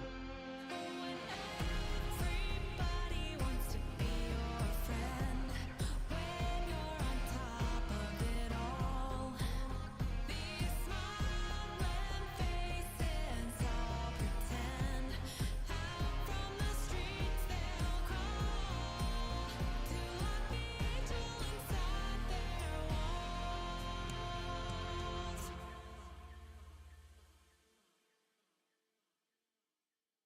I eat a burger if you can have a kebab? Well, because I can't have kebab. Besides, I like my burger. I'm a creature of simple taste. I like my Borgor.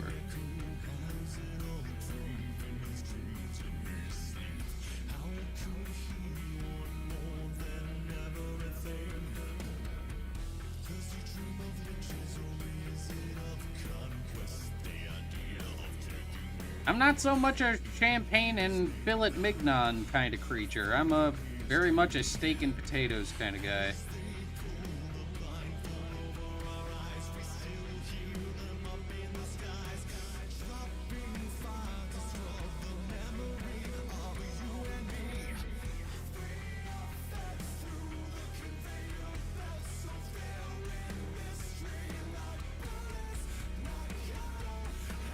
Yeah, the music we are looking to is actually the soundtrack to Streets of New Capenna, which is a Magic the Gathering set that has the aesthetic of like 1920s New York. It's got some loungy music, but yeah, a lot of it was actually done by Jonathan Young. So now we know where all the budget for Magic the Gathering is going. It's going towards celebrity music artists for soundtracks that people barely ever hear, instead of going towards, you know, R&D and testing out your cards to make sure that they're not broken and disgusting.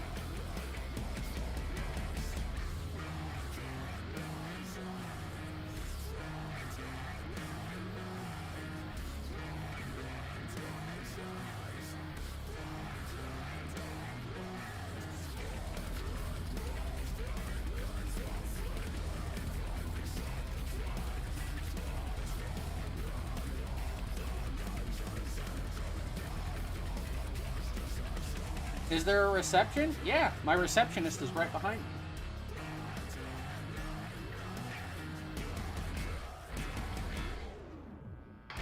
It is a bar, a restaurant, a hotel, spa, pleasure center. It's multi-floor. There are multiple floors in the lounge.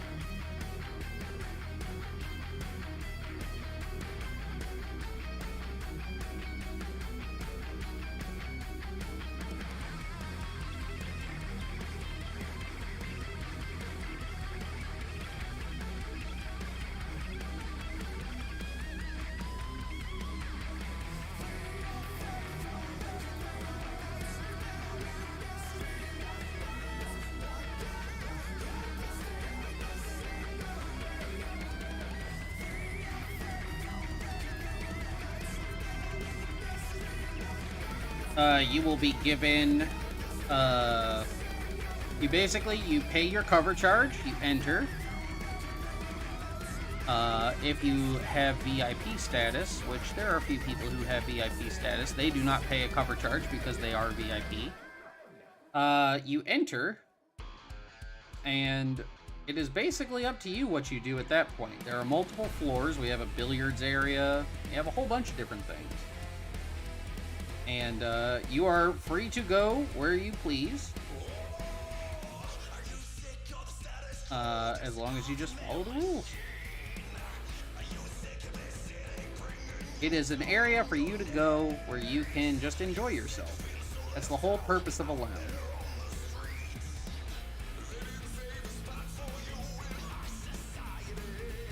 Oh, we just have a regular elevator.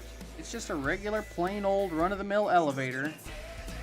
It's just if you are a VIP, you have an access code to get to a regular... You have access code to get to a private floor, and then there's also a private floor for myself, which is where my office is.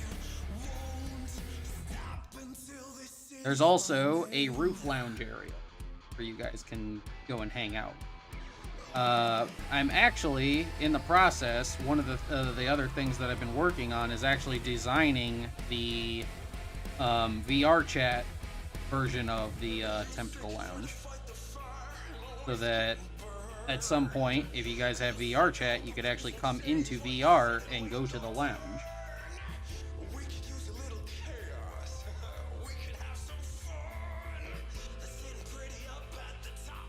The Eldritch Catch? There is no Eldritch Catch. It's a liminal space. I said it before. I talked about it on Twitter. There are other eldritch entities around here who are just biding their time, or they're waiting till the stars are right to destroy the world.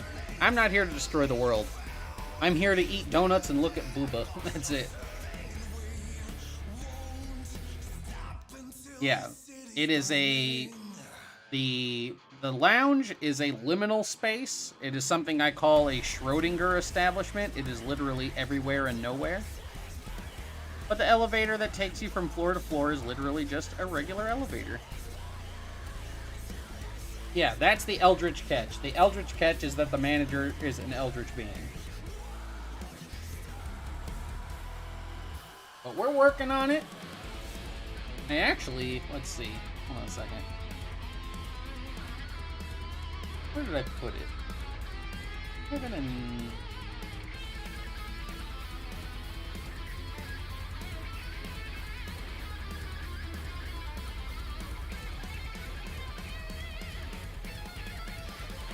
Yeah, here it is.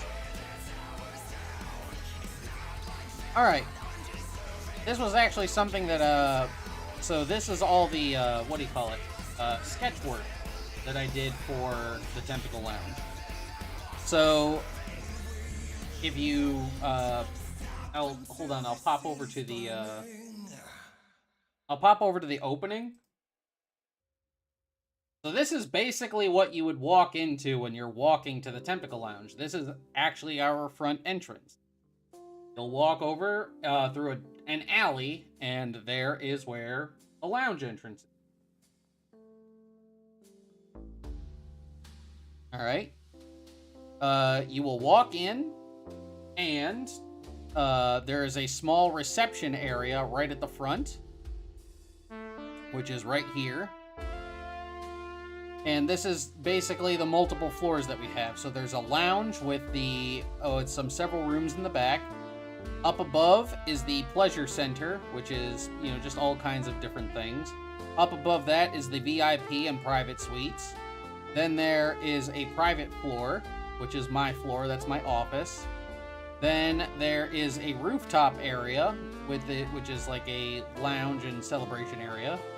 Then down on the bottom, there's actually an onsen, so a bathhouse, and an elevator that goes between all of them. So this is the opening floor. You walk in, there's a reception area here, and this big area is actually the area that's behind me. So you will walk in and see something similar to this.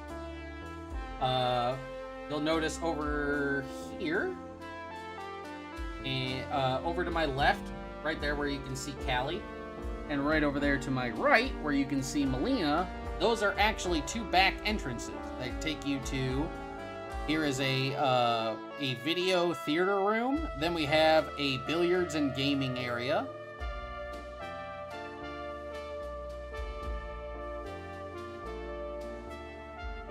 This is basically what our elevator looks like, and then this is what the onsen looks like from top down.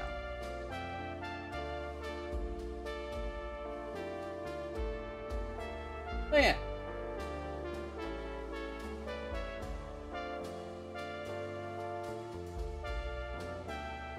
But we're working on it. I need to find somebody who can do the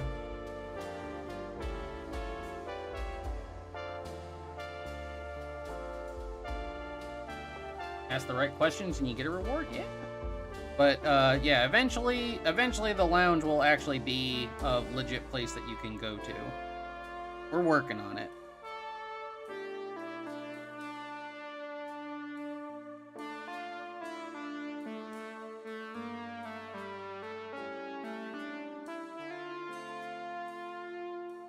Yeah, you know how like in Doctor Who, how the TARDIS basically, it looks like a, like a, what do you call it, a telephone booth, right?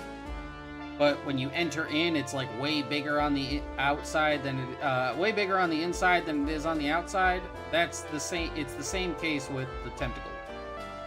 The Tentacle Lounge looks like this little hole-in-the-wall place in a single-story building, when it's actually a multi-floored pleasure center.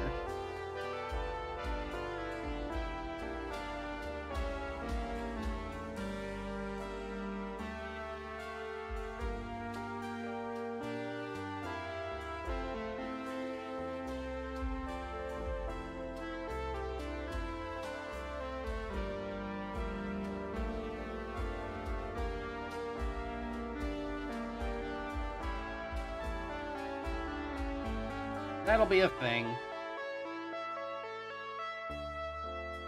I have no timetable on it, but it will be a thing.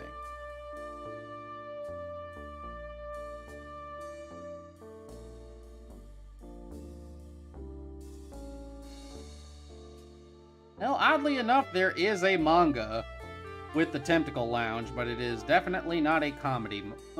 It is definitely not a comedy.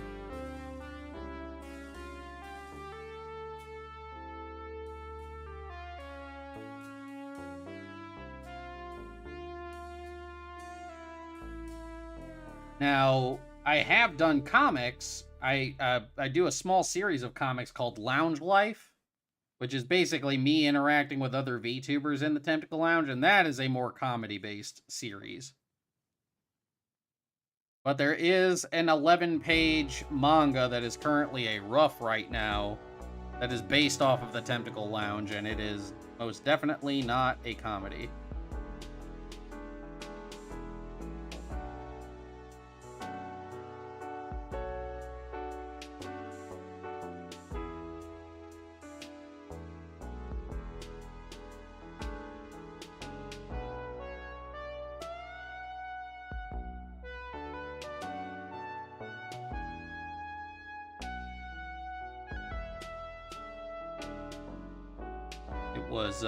It was drawn actually by my senpai, Billy.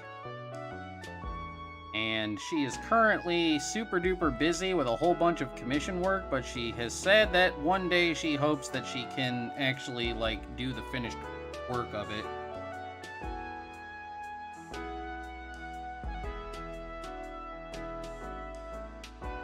She originally intended it to be like 2 pages and then just wound up just going like ham with it and made an 11-page manga.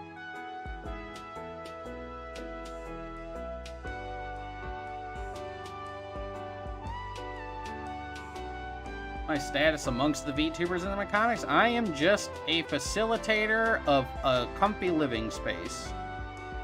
That is my status. I provide, you know, I'm basically a host, which is what I do. I host. I provide an area of comfort and dining and just general fun times, and they come.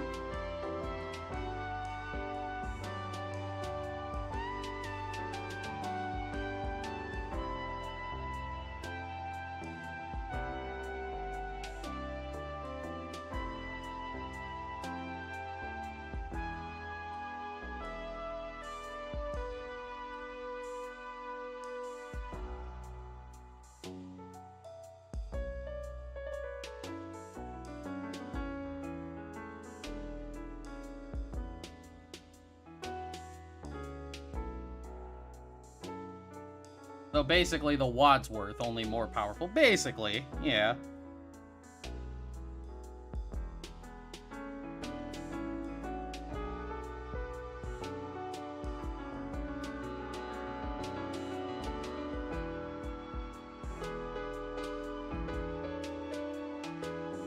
And again, I'm not here to destroy the world. I'm not here to bring about the end times. I'm here to eat donuts, chill out, and look at boobs.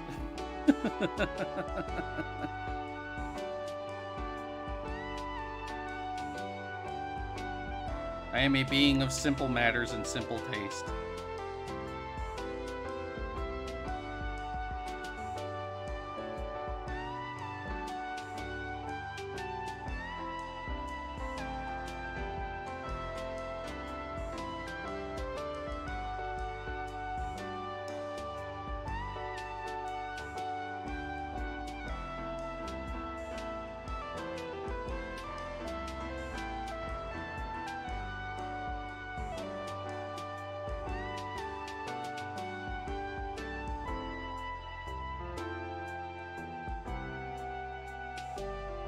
Is that so wrong?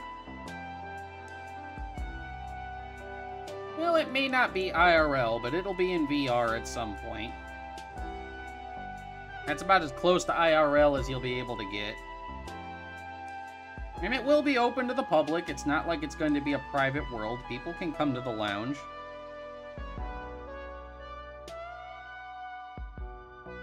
There is just private floors.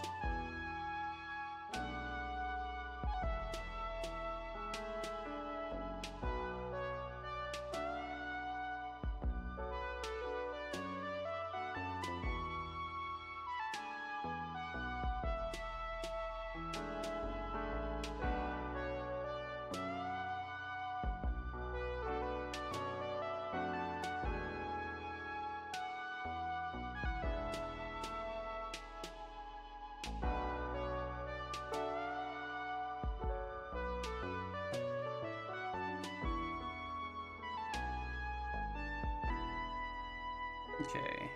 Now...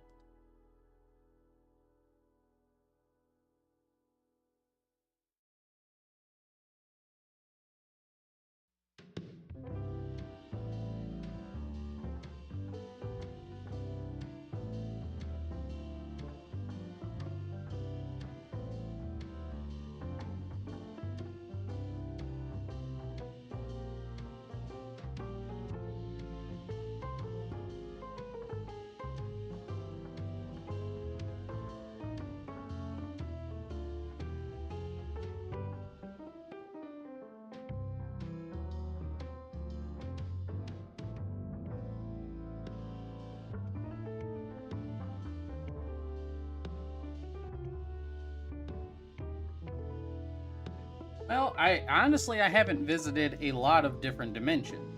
I'm usually just content with staying where I'm at.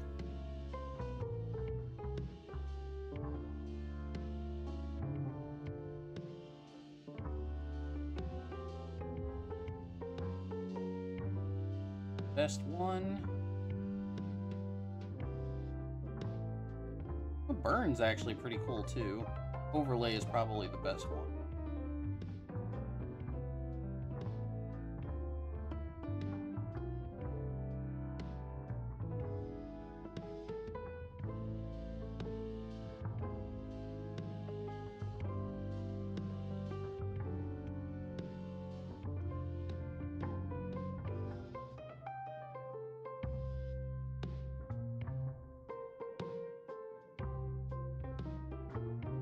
There we go.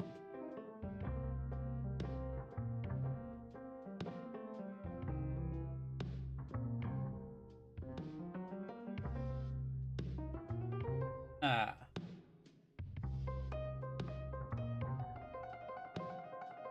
Yeah, I haven't visited a whole lot of different dimensions. I've been in my home dimension. I was brought here, and for a while I was actually stranded here. I had no way of getting back home. Now I have a way of getting back home, and I just choose not to because I like it here.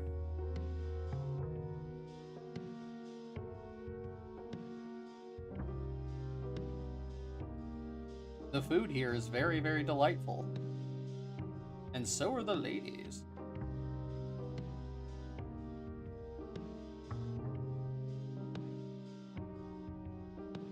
What if Staff Officer Black defeated Goku? I mean, it'd be a very short short story.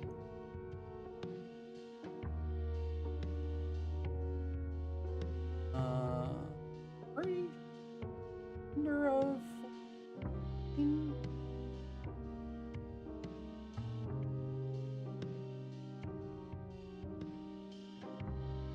I am Champion Christmas. Yes. No.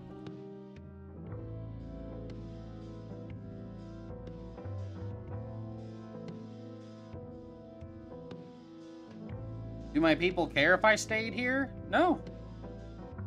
My people have no problem with me staying here.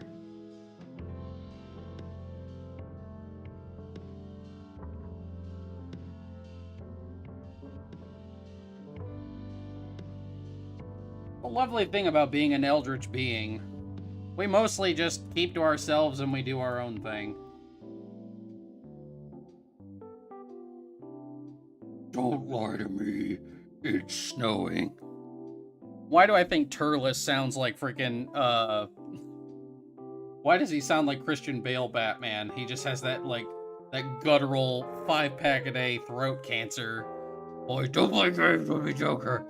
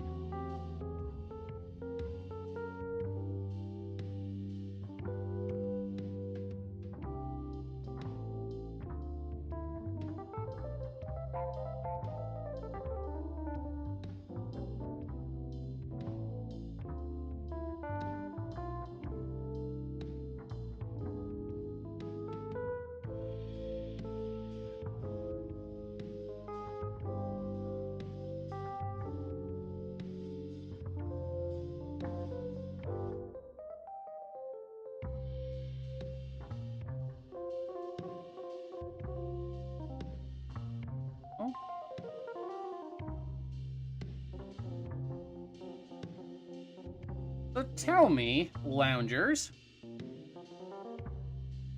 if you guys don't know, I'm a bit of a casual Epicurean. I love, like, you know, just eating different kinds of foods. And today I'm gonna try something that I've never tried before, but I think might actually turn out pretty well. I'm going to be making some, for lack of a better term, keto air fryer crunch wraps. Like a Crunch Wrap Supreme like you would get from like Taco Bell. I'm gonna be making basically small versions of those in my air fryer using turkey, ground turkey instead of ground meat. That's what I'm gonna be doing for dinner. But what is everybody else gonna be doing for some yummies? Do tell. Let me live vicariously through you.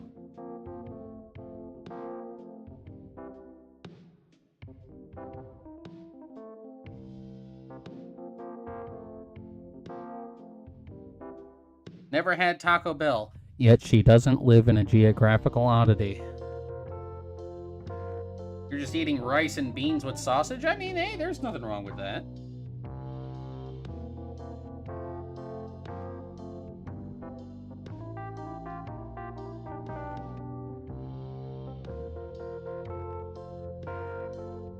The simple life, yeah.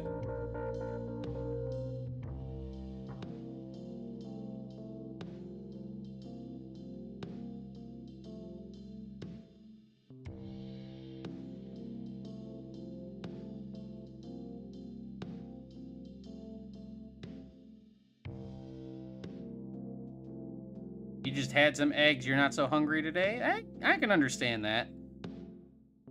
I had a couple of hot dogs before I hopped on stream today.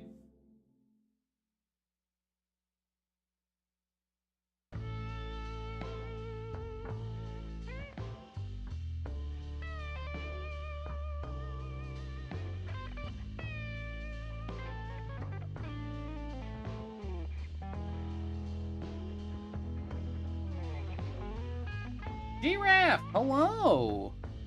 Hello. How are you?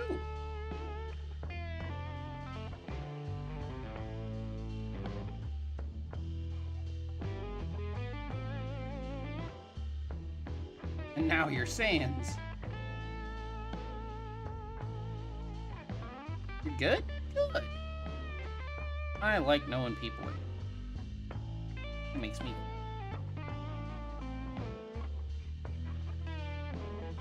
I mean, hey, you're the one who chose to live there, not me, Isaiah. I can only razz you because you have given me the ability to do so. With your choice of auspicious dwelling.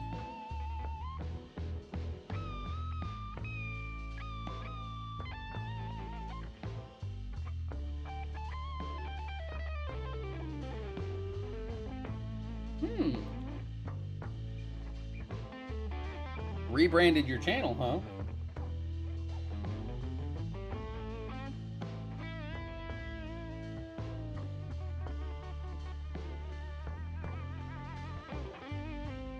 For 18, we're just gonna do some top-down shading. Doesn't have to be anything spectacular.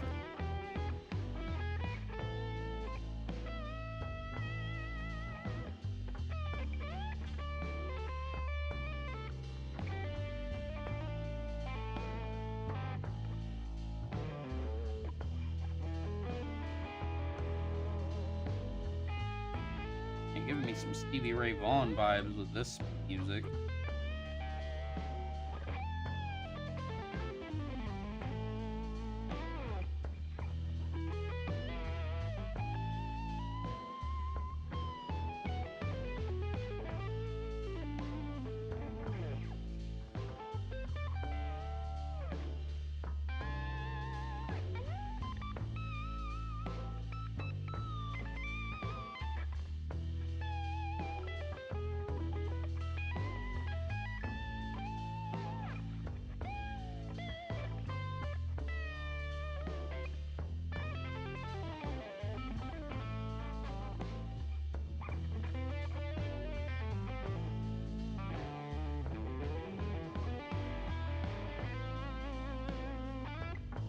What do I hope for when the super manga returns?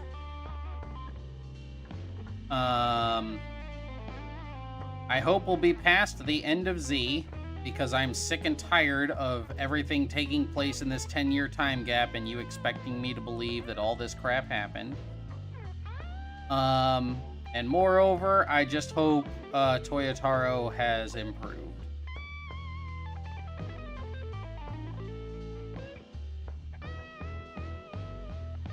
Because I honestly have never seen the like of people just completely abandoning Dragon Ball as I have in the last couple of years.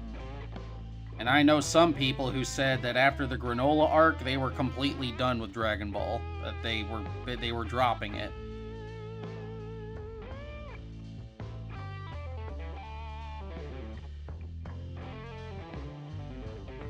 I hope he improves as a story writer and as an artist. Because Toyotaro still has a bunch of problems. I bring them up a lot. He has a bunch of problems as an artist that he is still... They are bad habits he has still yet to break. And I want him to break those things because I know he can be a god-tier artist. I don't know if he'll ever be at the... I don't think he'll ever be at the level of Akira Toriyama. Because Akira Toriyama was a machine. They don't make people like him anymore. But, man, if he could just break some of these bad habits that he's accumulated, he could be a great of this generation.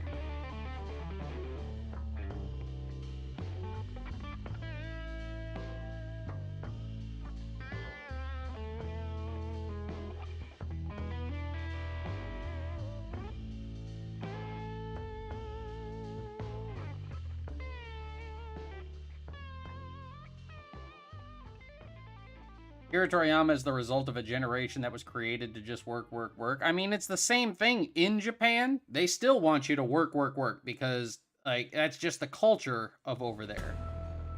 So, like, you guys got to realize in Japan has no natural resources to export.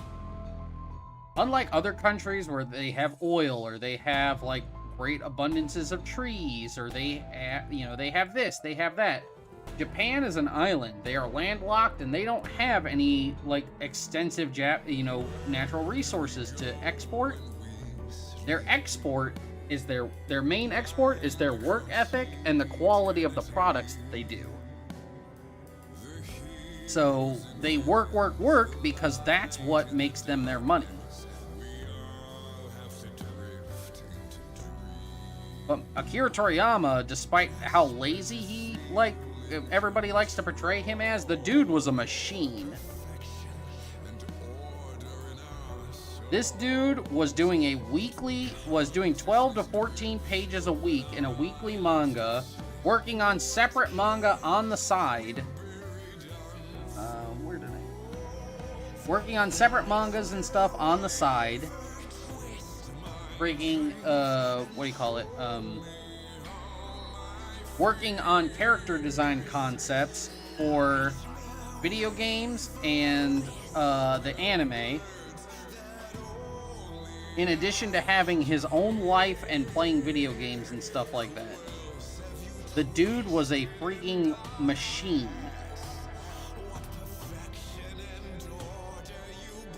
They have loosened up. Yeah, they have loosened up for sure. But it is still the prevalent part of the culture over there in Japan that you need to work hard because your hard work is our main export. I think that's another reason why the Japanese, like when the orthodoxy of the perpetually aggrieved decides that, oh, well, you know, we need to cancel this Japanese manga artist or whatever because they had the audacity to make women sexy. They're basically just like, we don't give a crap what you guys think. We work our asses off and we don't want to be told that what we've made is basically, you know, or, you know what I'm talking, you know what I'm trying to say. They don't put up with it. It's one reason why, like, Kohei Horikoshi, he doesn't even put up with it anymore.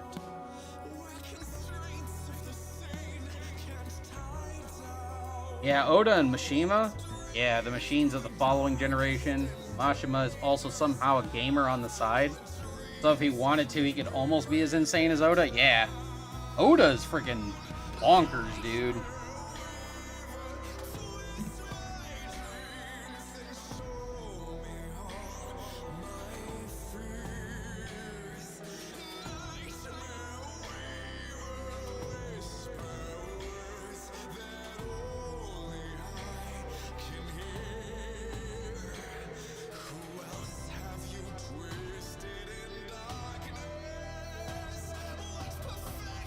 What are the machines of the current generation? I would say that I would definitely say that Kohei Horikoshi is probably in that conversation.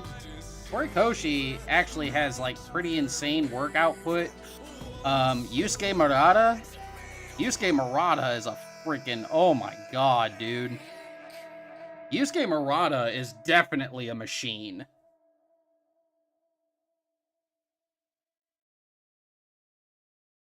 For those of you who don't know, Yusuke Murata is the artist of One Punch Man.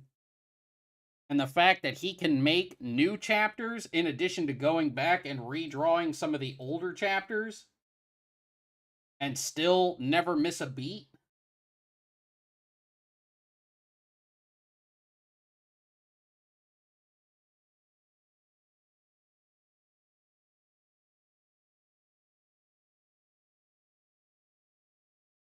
Something really quick, chat.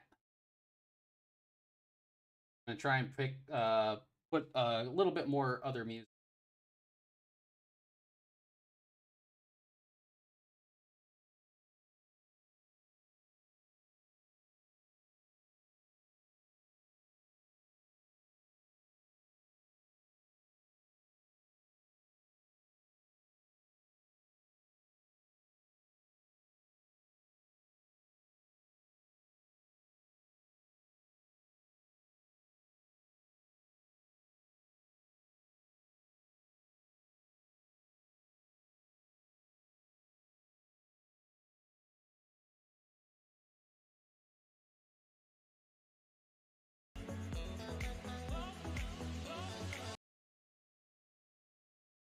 No?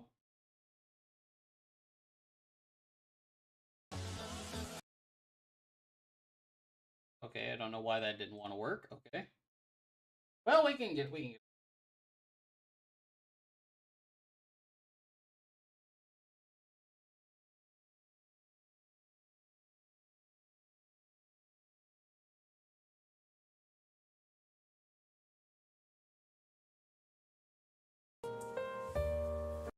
Here we go.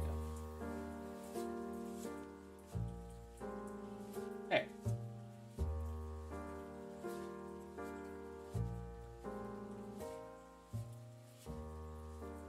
That's a very lukewarm take that OPM is the new Dragon Ball Z. It's a very lukewarm take.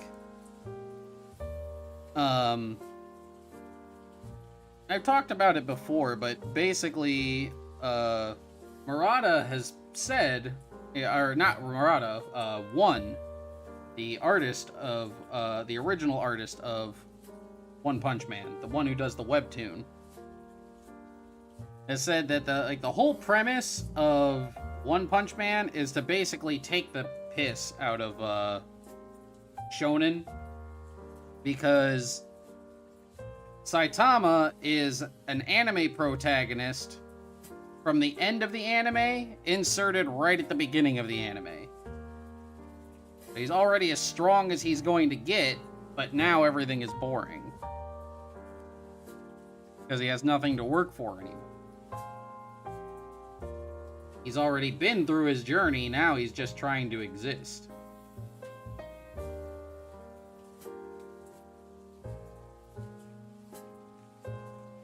Yeah, he's New Game Plus. He's New Game Plus where the game doesn't spike the difficulty at all. Where you basically go into God mode.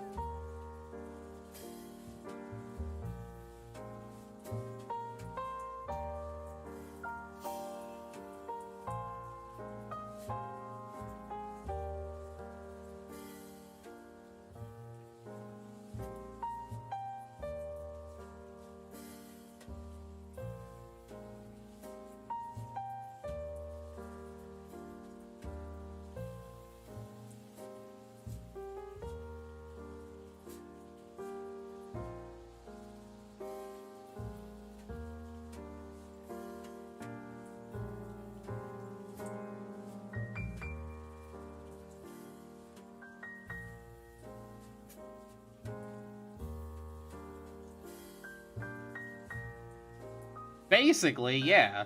Saitama is what would happen if Goku couldn't find worthy opponents anymore.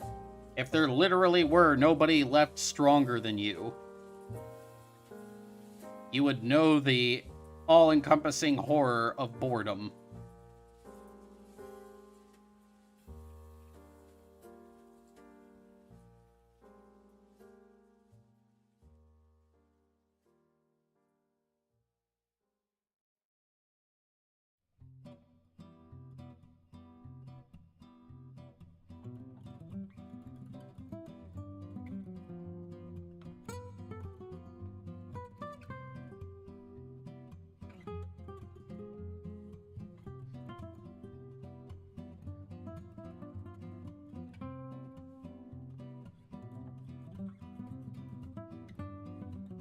All right, Isabella, have a good night. Thank you for coming and hanging out, sweetheart.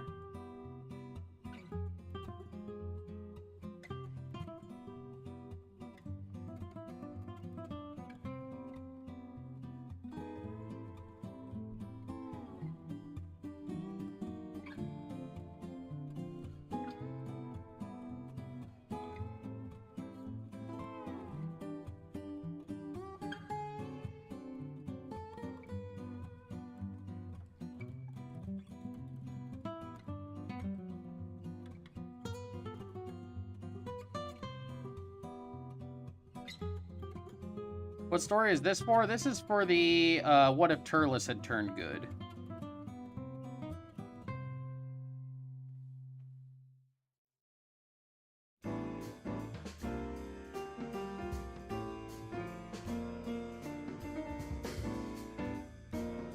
What anime, debate do I find the most tedious? Literally any who do you think would win in a fight between X and Y. I think those are some of the most boring, tedious, just running around in circles conversations that you could ever have.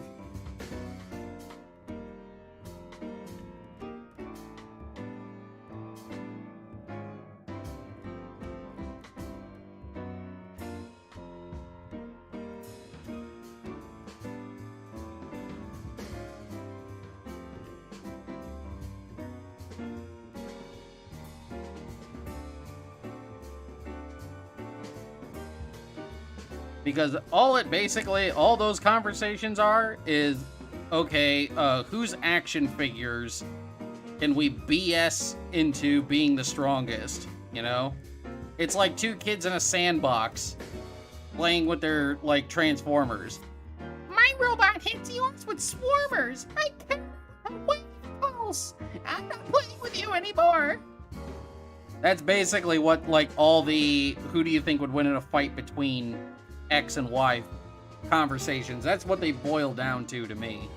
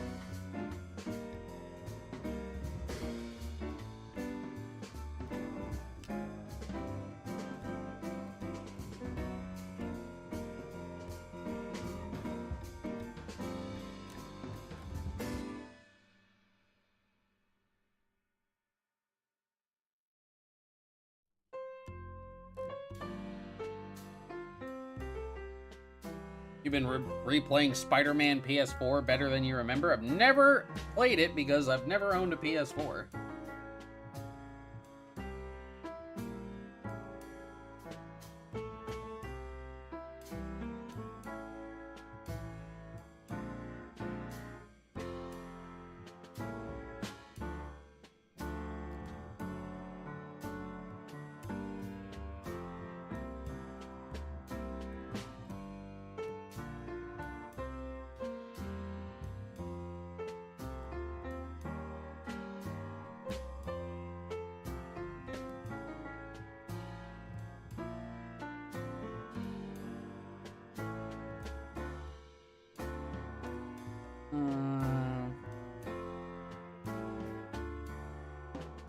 I think I can.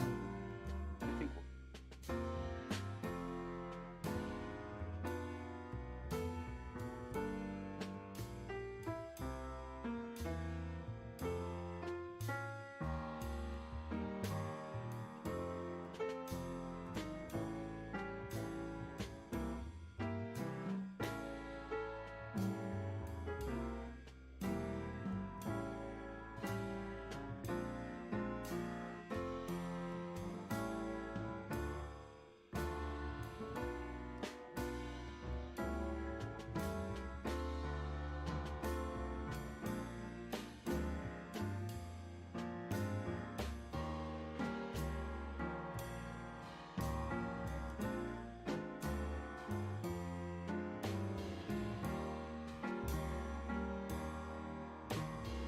Also, Alex, what are you talking about? What about the replay?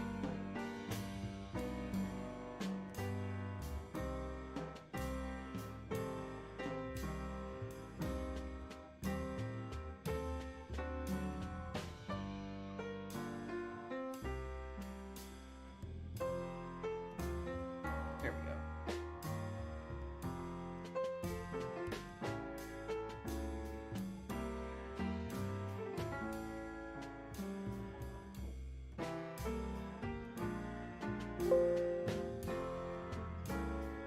The hour mark, good. That means we've got an hour.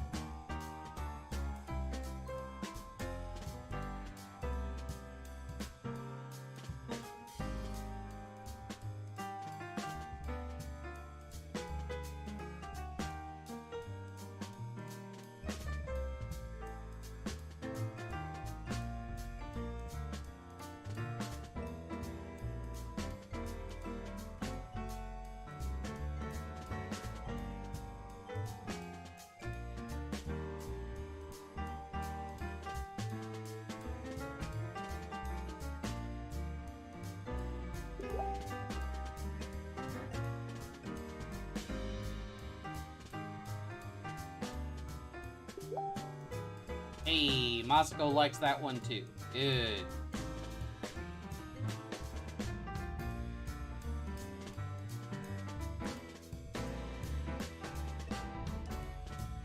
All right.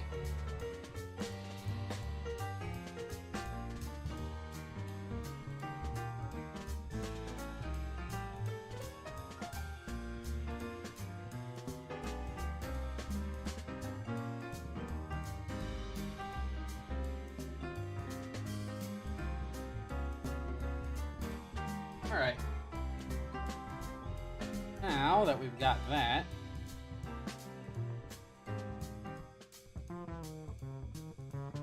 there we go. Those are our 2 thumbnails for the day.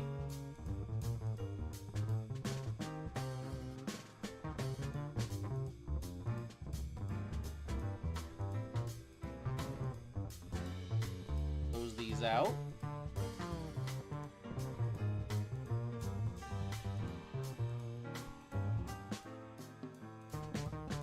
I use the stones to destroy the stones.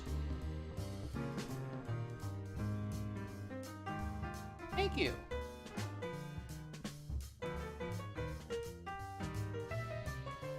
So, we are going to get started.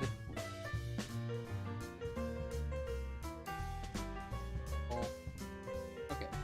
Yeah, we're going to get started working on this manga panel so that we could try to have some pages and stuff done for Wednesday.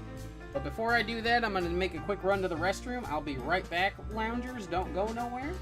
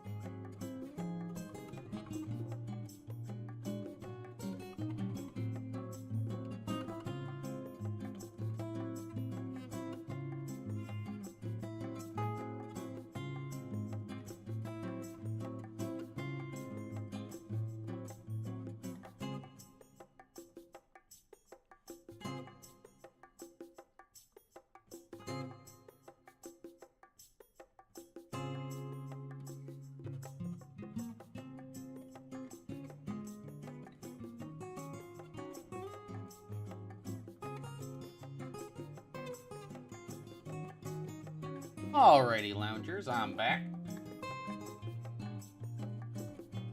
Hello! Alright, chat. Get into this. Thank you, thank you.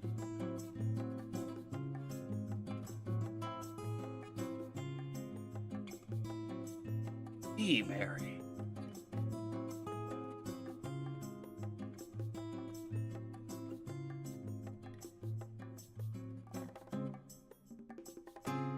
Right.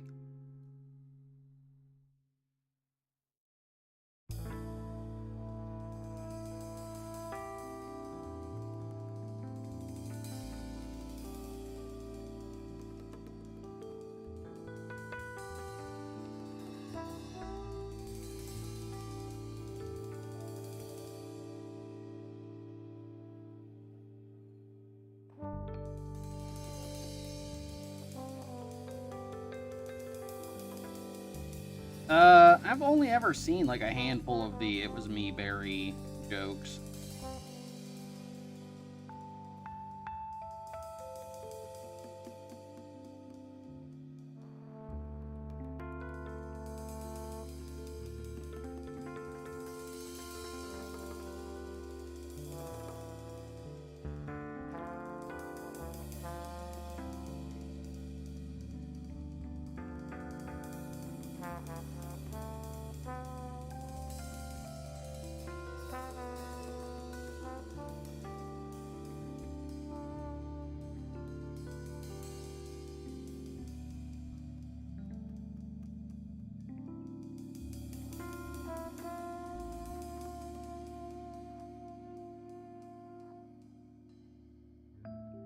It was me, Austin! It was me all along, Austin.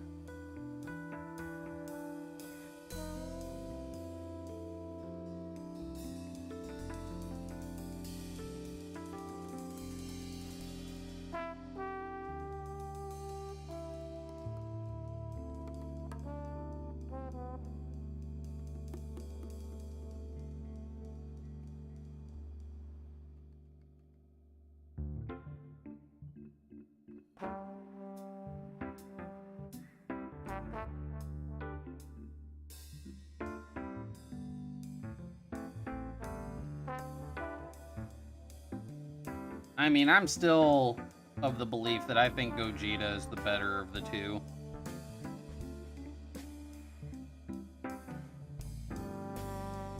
He's one of the few instances where I feel like the originally the non-canon version of the fusion was the better one.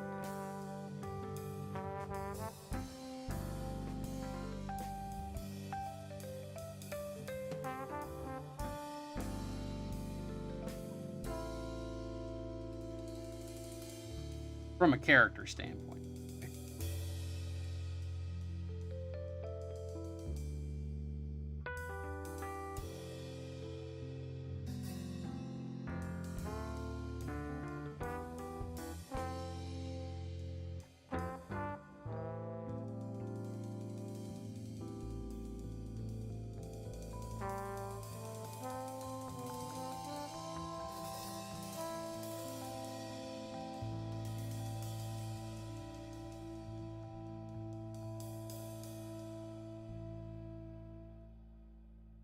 It was Vegeta! It was Vegeta! All along.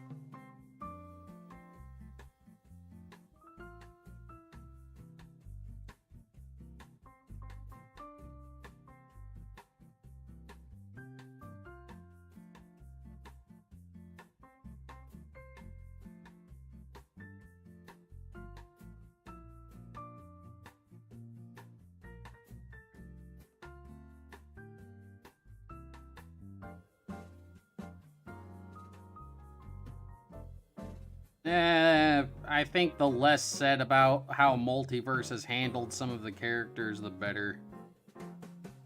I'm not going to get into a bashing spree.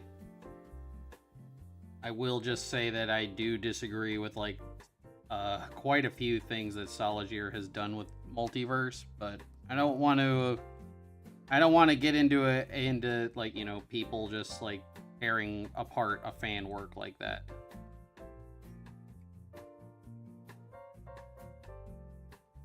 We'll just say that they dropped the ball in some cases.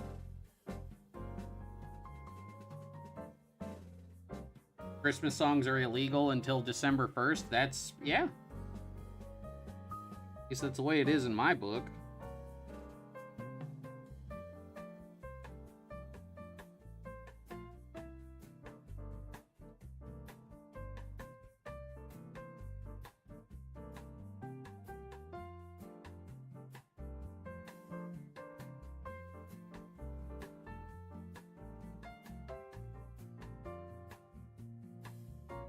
Christmas stuff was being put up like halfway through October. That doesn't mean that it should be okay.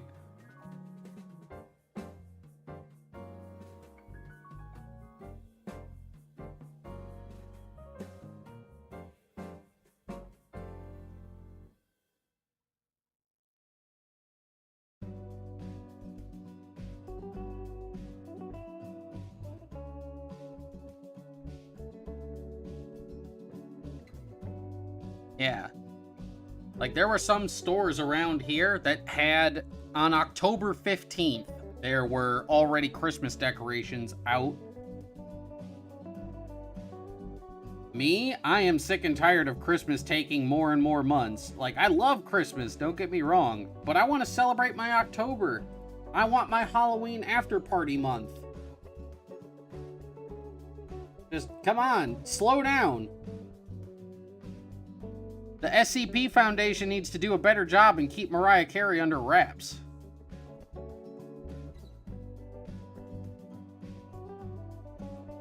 The stars were not right.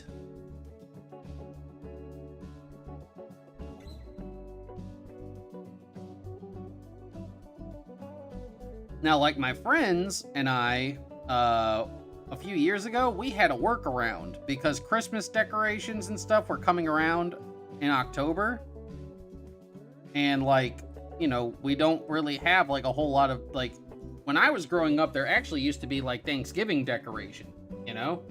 There actually used to be Thanksgiving decorations, but they don't do that anymore. But at the time there was, so my friends and I, we actually had a workaround. We created a fusion holiday of all three called Thanksgivesmasween. It's a fusion of Thanksgiving, Christmas, and Halloween. And we had a Thanksgivesmasween tree, which is basically a Christmas tree decorated with Halloween decorations, and you put the you have your turkey dinner underneath the tree. That way, you can put up your Thanksgivesmasween tree in October, and you don't have to take it down till January. Like to hear my take on the Warhammer 40k decks? I actually like them. I now celebrate Thanksgivesmasween religiously. Yes! Thanksgivesmasween, Thanksgivesmasween.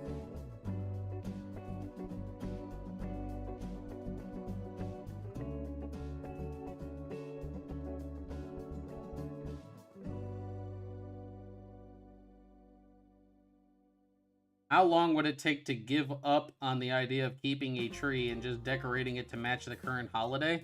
Well, that's the wonderful thing about having a Thanksgivesmasween tree. I use false trees. I never go out and buy real trees because I just don't. I like the idea of buying my tree once and then that's it. And like I said, we get the tree, you decorate it once, and then you don't got to take it down until October. I mean, you don't got to take it down until January.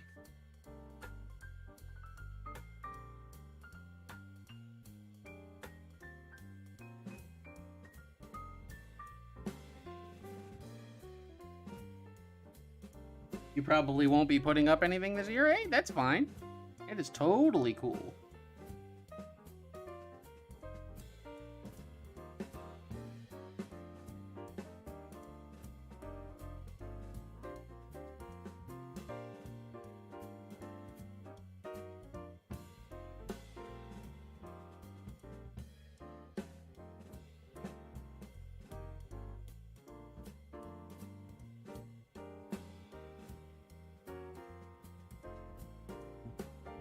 You're going on a cruise the week of Christmas? Hey, that's dope.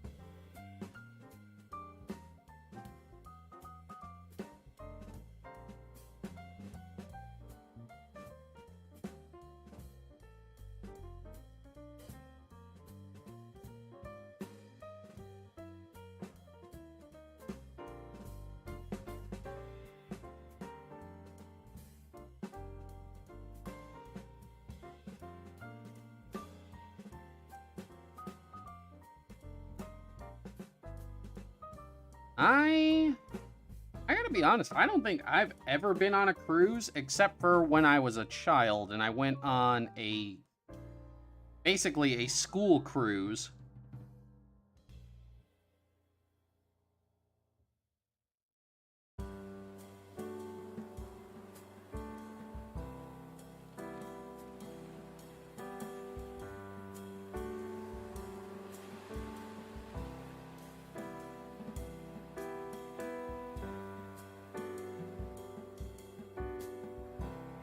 Only field trips to theme parks? Oh, I've been to a bunch of different... We used to do like a bunch of different like field trips and stuff when I was but a wee squid.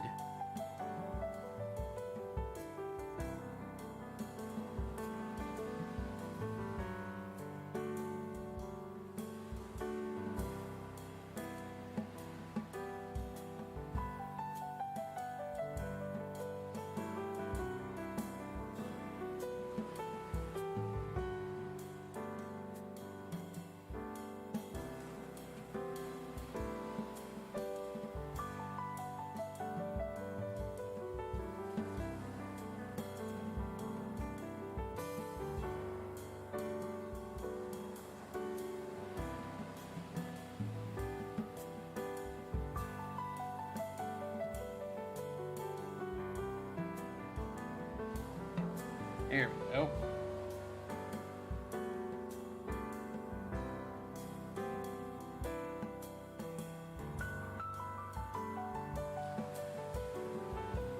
All right, have a good one, Raph. Thank you for popping in. I appreciate it.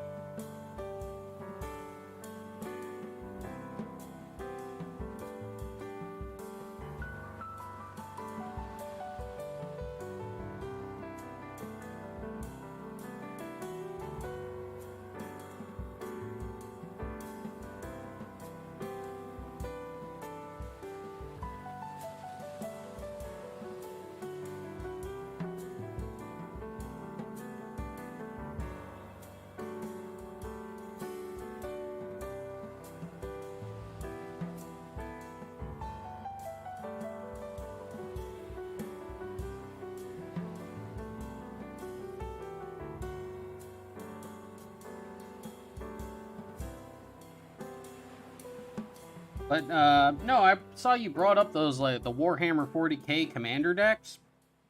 I'm not a big fan of, like, the whole Universes Beyond thing, but the decks themselves as, like, a product, they're actually really good. They came with a lot of really good reprints, a bunch of which I've picked up.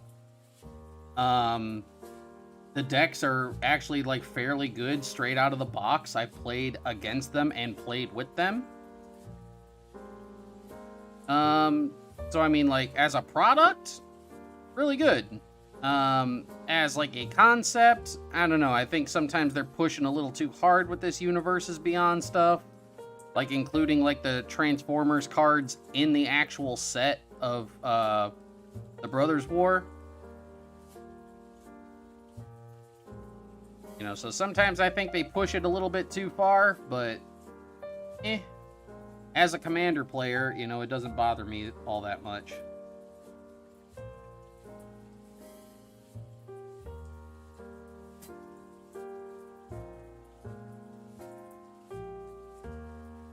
My favorite panel in any DB, in any Dragon Ball manga. Dang.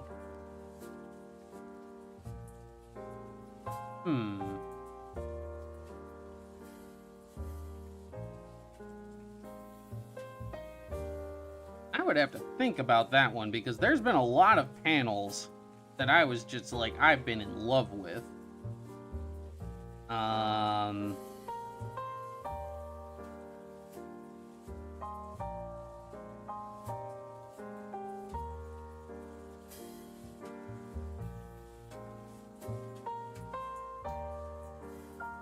Finish lining this and I'll see if I can find it. Hold on.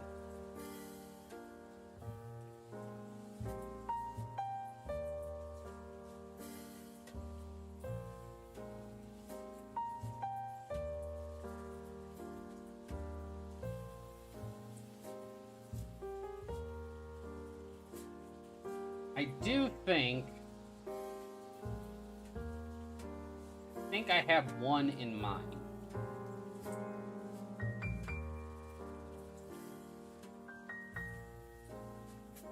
Let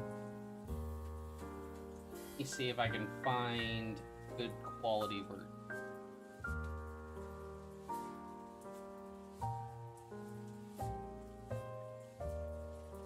One is colored, but this will...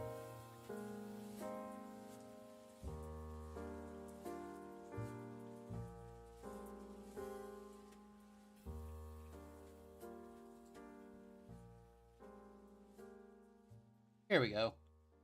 If I had to choose what my favorite manga panel of all time was,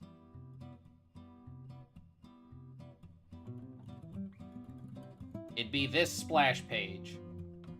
The Kamehameha versus Gallic Gun. It is part of my favorite fight in the entire series. And believe it or not, one of the only beam battles we still have in the actual, like, comic. In the actual manga. I think that this particular scene is iconic. This is simple, but it is also a very, very powerful frame. A very, very powerful image. I would say this is probably my favorite. Powerful, but simple.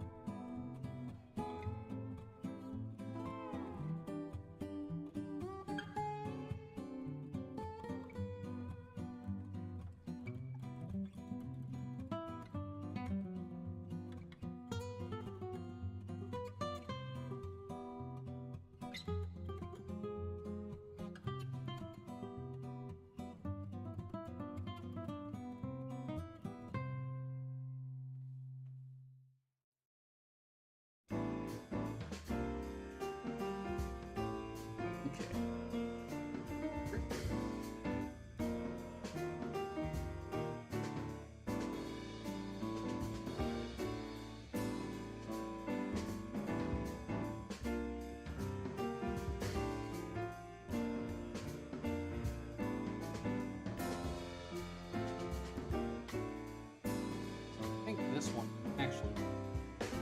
Thicker one. Yeah.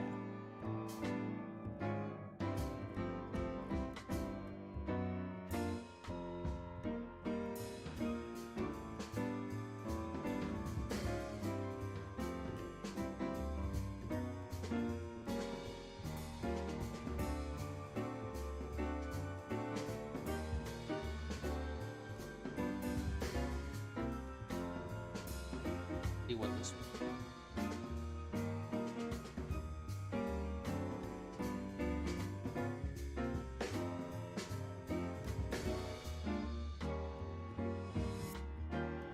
Yeah, that's actually not that bad. Okay. Could actually work with that. What it will do, though, is we're gonna free transform this. Pull this back a little bit.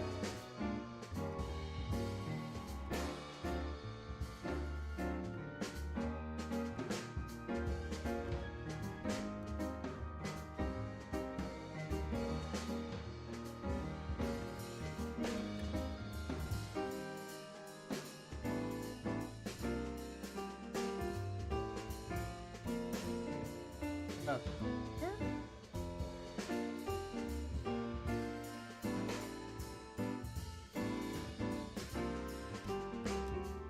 Ooh, there we go. There we go. What program do I use? You can see right down here in front of me, Don Boss, that I have a little tag called Taco Tools, and that shows the art program and the tablet that I currently use. The art program I'm using is Metabang, and the tablet that I use is an XP Pen Artist 22E Pro.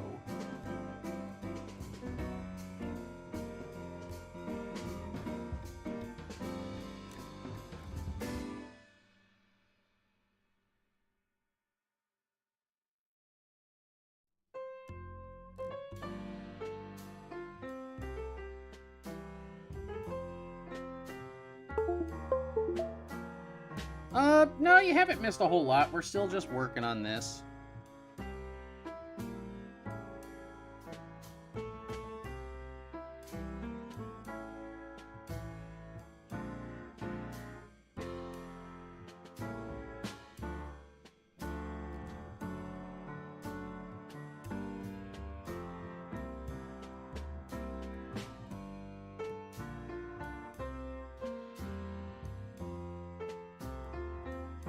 Tempest, hello! Welcome, welcome, welcome.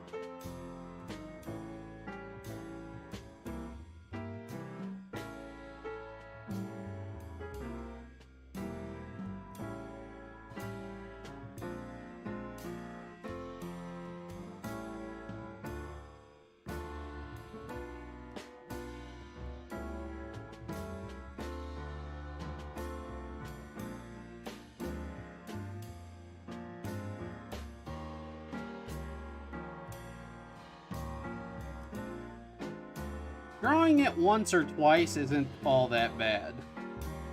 Drawing a tail over and over and over and over and over and over again, sometimes that gets tedious. And a lot of things that mangaka do, like when they do things like that, is done out of the sake of convenience and expediency rather than quote-unquote laziness.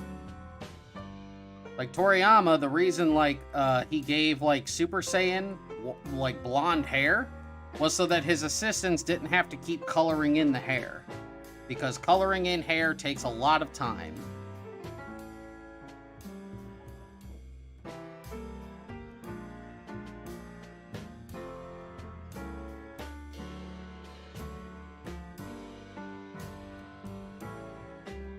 It's the same thing like with, take me for example. I'll show you something.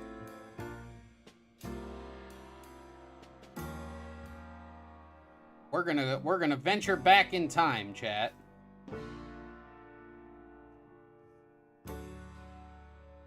So, this is what the Asura / Super Saiyan 5 form used to look like. This hair was a pain in the rear end to constantly draw and redraw over and over and over again. And it was even worse when I had to animate it. This hair was a pain in the rear. So, when it came time to redesign it, we went with something simpler. This is much easier and much simpler to animate. It's simpler to draw, and it's faster. And the same thing happens in Dragon Ball. The same thing happens in a lot of manga. You do things for the sake of expediency and so that you can make your deadlines and stuff like that. Like when Akira Toriyama was doing Sandland, right?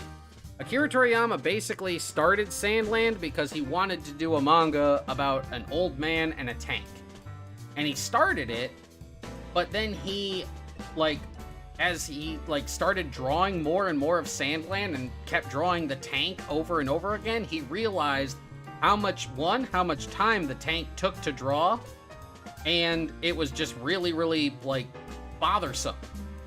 It got to the point where it was a pain in the rear end to keep drawing the tank over and over again. So how did he solve that problem? He figured out situations within the story where he didn't constantly have to redraw the tank. It's just certain things that you do when you're a manga artist.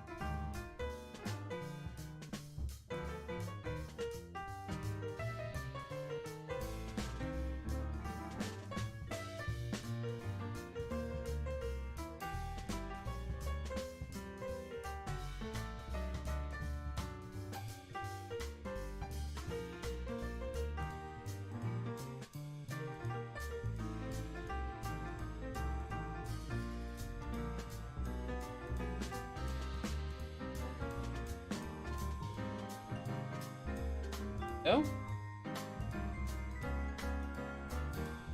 again, it's not a matter of it's not a matter, Don Boss, that it was complicated.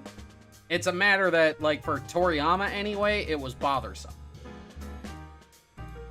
I believe it had, it also had something to do with the fact that, Toriyama occasionally submitted pages with, Kid Goku, where he didn't have a tail. He forgot to put it on there because it kept slipping his mind because he was drawing more and more people with no tail, and he kept slipping his mind, so he's just like, you know what, let's just make it easier and cut it out.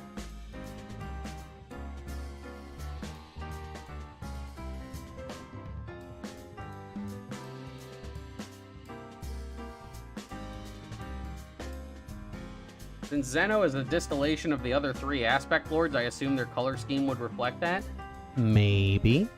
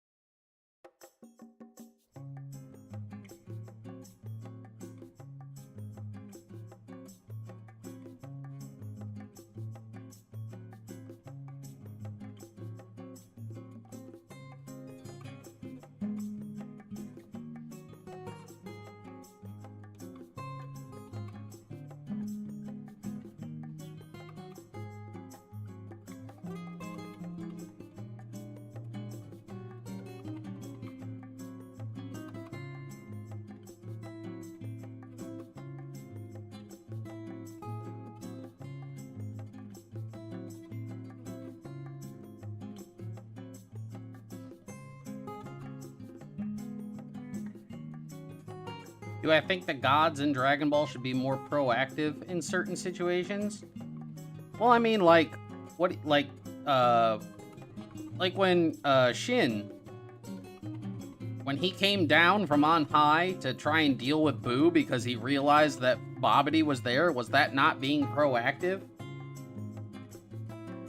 Granted, Shin is, I've even said, Shin is wildly inept as a Kaioshin, but, you know, you also have to look at it that, like, from certain perspectives, a lot of people believe that the gods should not do what you can do for yourself. Should not ask the gods to do for you what you can do for yourself.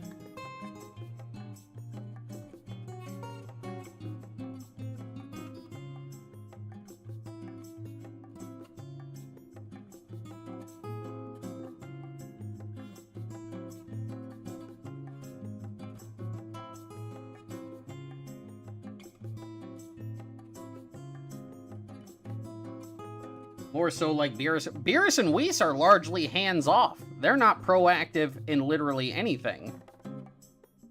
Beerus and Whis were content with letting Frieza destroy the planet Earth, and the only reason that they brought it back was so that, like, they could continue eating. They're not proactive. People need to understand this. Beerus and Whis are not protagonist characters. They are not part of the good guys. They are completely separate from it.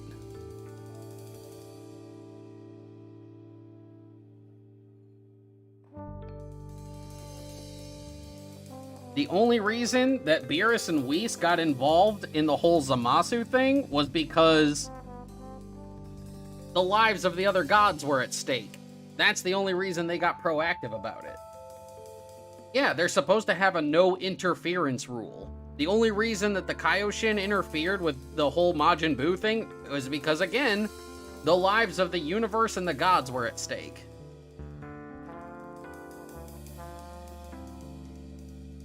It's the same thing like I said with the Aspect Lords. The Aspect Lords are strictly not allowed to interfere with the mortal realm unless it's a matter of reality. They are literally not allowed to do anything.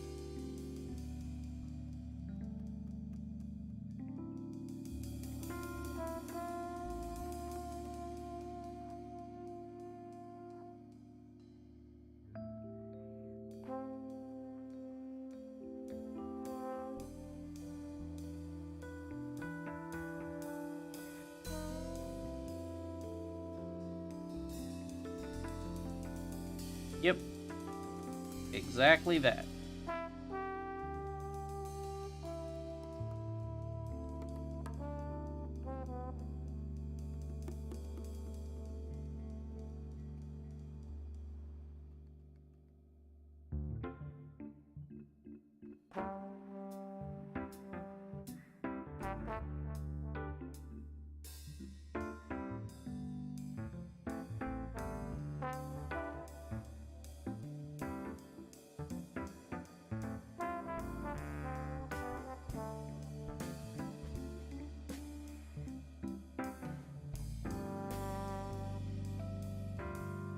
Okay, so we don't need this anymore. No.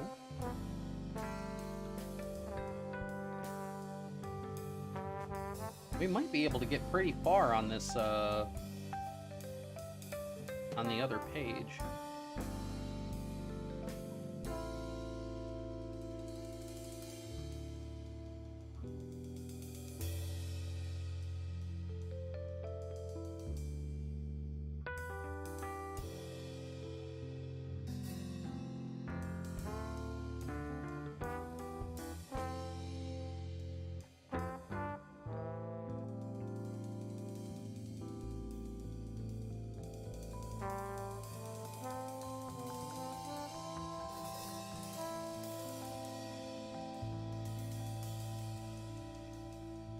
There we go.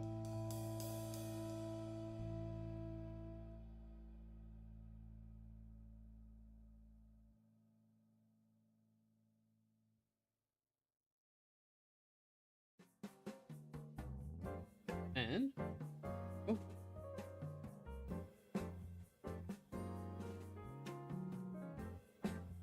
Most of this is right up at the front.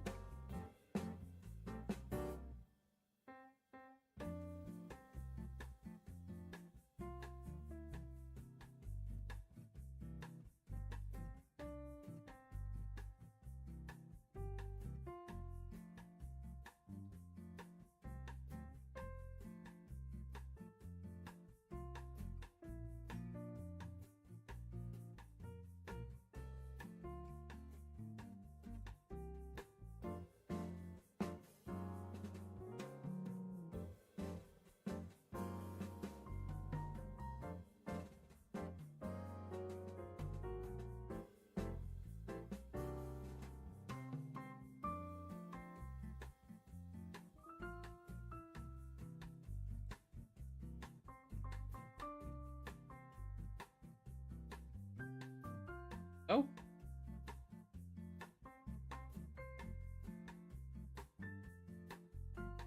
Now, eat a little bit. Open up my speech bubble templates.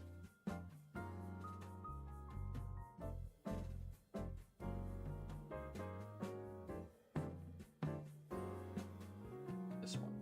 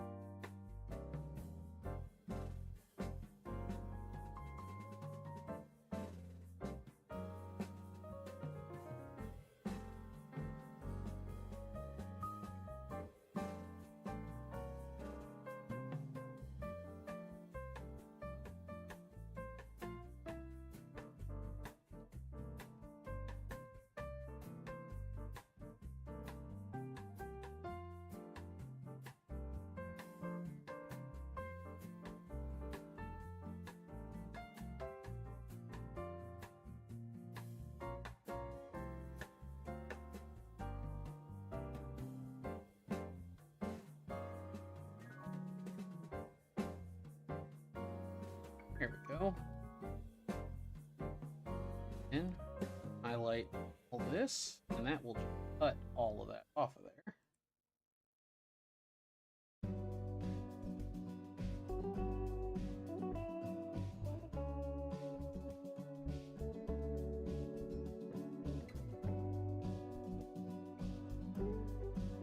Well, Bulma was never pure-hearted.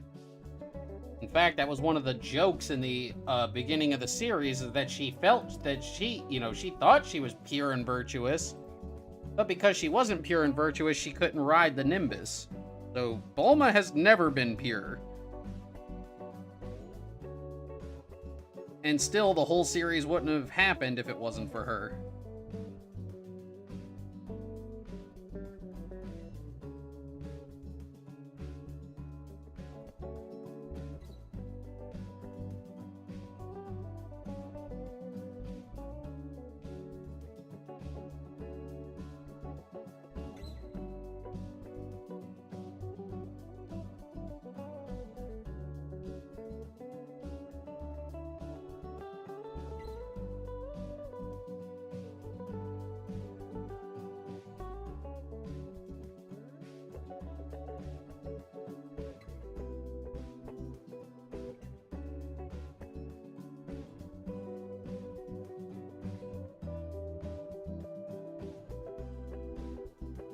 That'll be.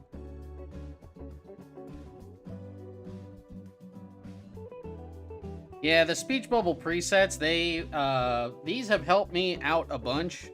I was like, yeah, I honestly, I could just go through here and redraw all the speech bubbles by hand, but I mean, that's why I have presets to help if something like this.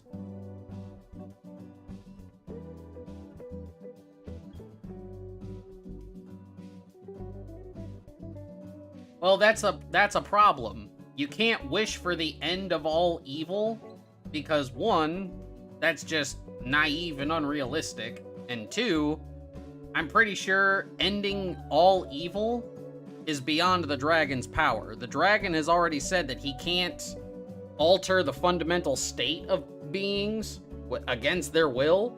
So he can't make somebody not evil if they don't want to be not evil.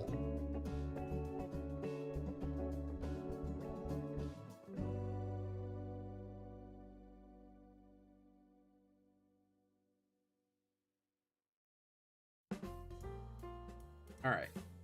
Now we can get into some lettering.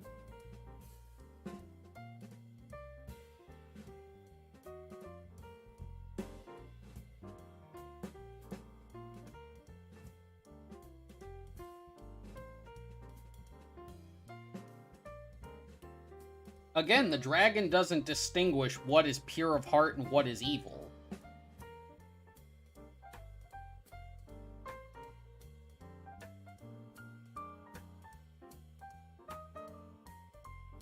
Yeah, Shenron doesn't distinguish what is evil and what is good because he's a being that is above those particular abstracts. He doesn't care what's evil or what's good or what's pure-hearted and what's good-hearted. You summoned him, you get a wish. That was his thing.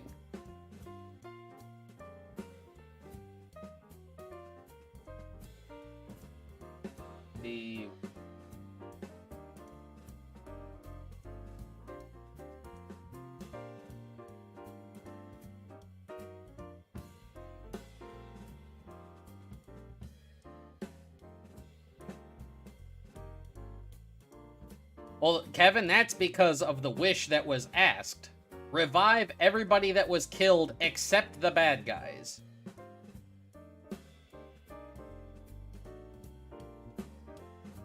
Deborah was willingly malicious and evil. Vegeta was being evil-ish because he thought that was what was going to make him stronger.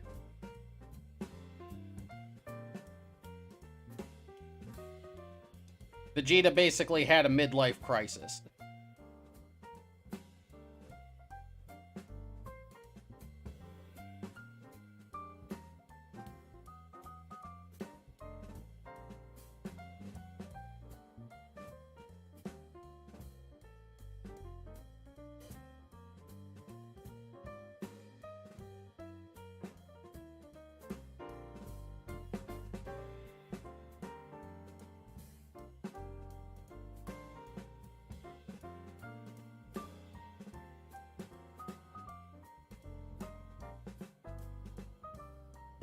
Yep, revived due to the wish's wording.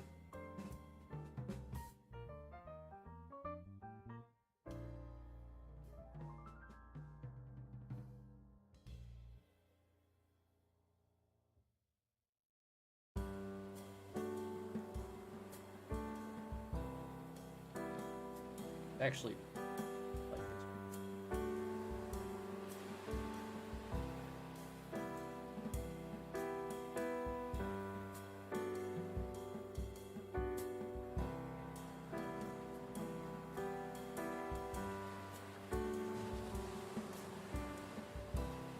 And plus, me personally, I'm not a fan of the dragon being limitless without any consequences.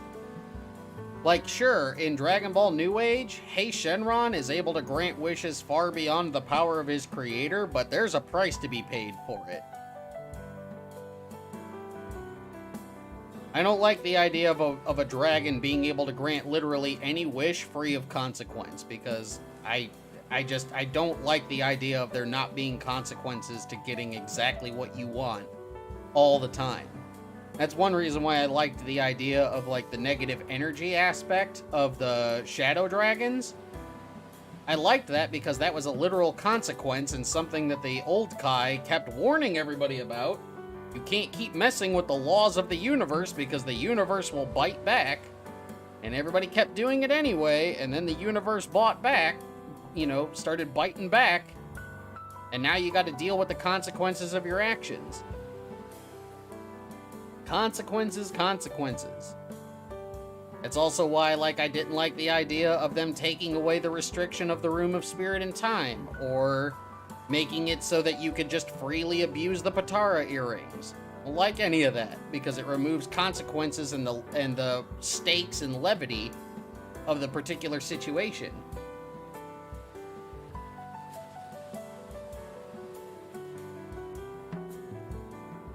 Am I okay with Dragon Ball's current deity pecking order? I kind of think that the Kaioshin and the regular Kaio, I think that they're basically, like... So, the way that the pecking order goes is you have local gods, then the death god, which is Enma / King Enma, King Yema. Then you have the Kaio that sit above them. Then you have a Dai Kaio. Then above them sit the Kaioshin and the Hakaishin, and technically on that same level, the Dai Kaioshin. And then above them, you have Zeno. I kind of feel like the Kaioshin and the Kaio fulfill too much of the same purpose.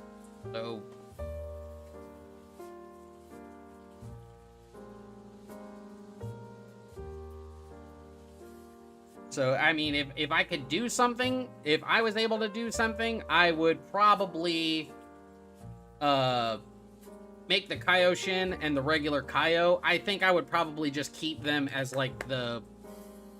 on the same tier. Cut out one of the god tier. Well, the angels aren't part of the divine hierarchy. The angels are servants to the Hakaishin. They sit outside of the divine hierarchy. They fulfill no other purpose other than to serve the Hakaishin.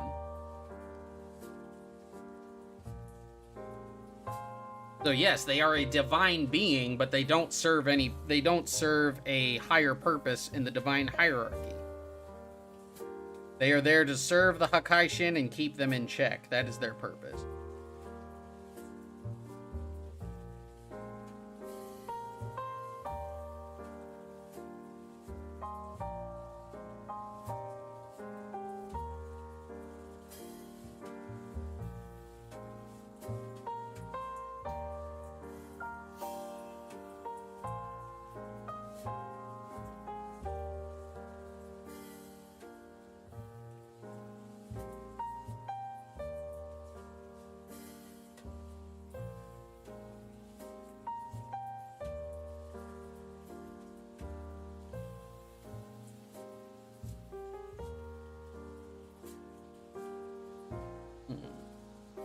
How do I want to do?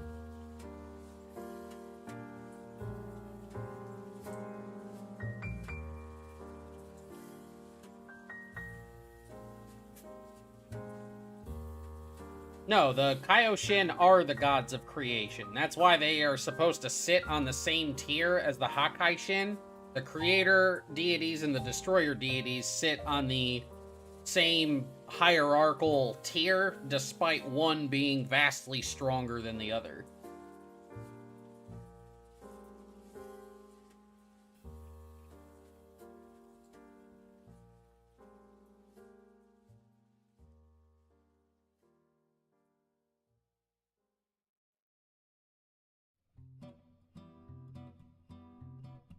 That'll work.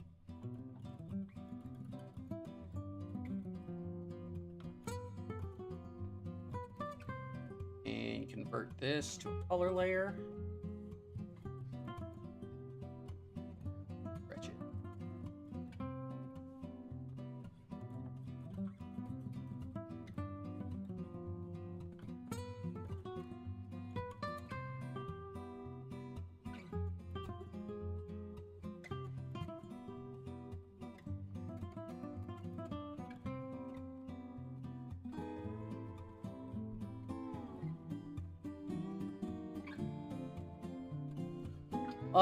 I've talked about this. I think the last time we streamed, I talked about what I think is the deal with Shin. I think the deal with Shin was because, like, when Boo killed the other Kaioshin, I believe what happened was that Shin was basically a relatively new Kaioshin. So he hadn't quite learned everything that he needed to learn. And when the other Kaioshin died, he basically had to fulfill all of their roles, and he was vastly underprepared for it. So he's a very inept Kaioshin because he simply didn't learn what he needed to learn.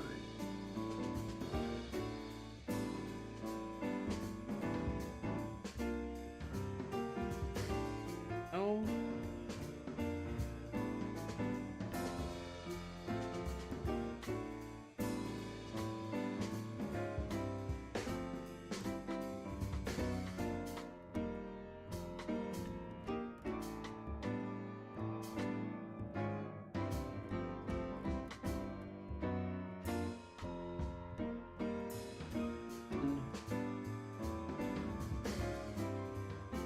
Yeah, some people ask the same question, but it's okay. I don't mind.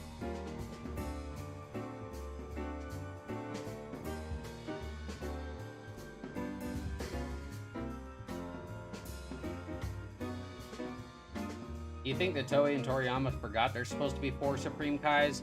No. I don't think they forgot. I just think they simply choose to... They choose to not have it that way, basically. So, I brought this up, and Geekdom has brought it up, and a whole bunch of other people have brought it up. We need to start understanding this. Especially when it comes to this whole canon versus non-canon debate. The canon of Dragon Ball is whatever you make it anymore. Yeah, that's exactly right, Kevin. They streamlined it. It's supposed to be based on the whole, like, Hindu and Buddhist idea of the 4 heavenly kings, the ones who guard the 4 cardinal directions of the universe. That's why there were supposed to be 4 Supreme Kais, and why there were supposed to be 4 Kaio. Again, this is why I think the whole Kaio and Kaioshin thing is just redundancy, and it should be, like, streamlined and squashed. But Japan, they don't give a crap about continuity. They consider everything that ever was to be part of the Dragon Ball story in one way or the other. So the canon is whatever you choose for it to be. If you choose to think that the anime is the canon, then the anime is the canon. Me, I think, for me, whatever was written and drawn 100% by Akira Toriyama is the definitive canon, and everything else is supplemental. That's how it is for me. The canon, you're allowed to pick and choose what it is.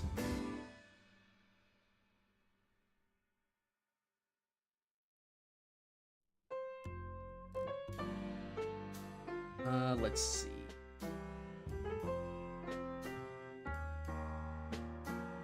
But yeah, they basically, with the whole gods thing, they streamlined it, but in my opinion, they need to streamline it some more.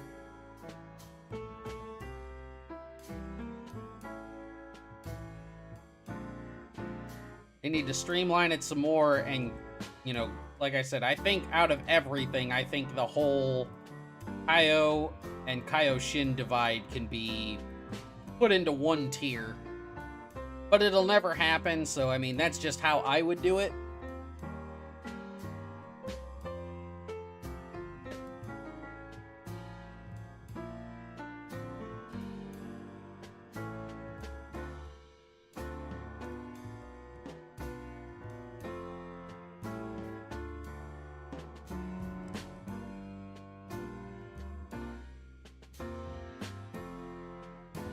Gunhead chick. That one.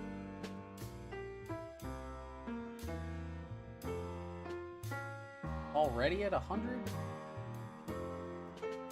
Alright. Here, transform. Up.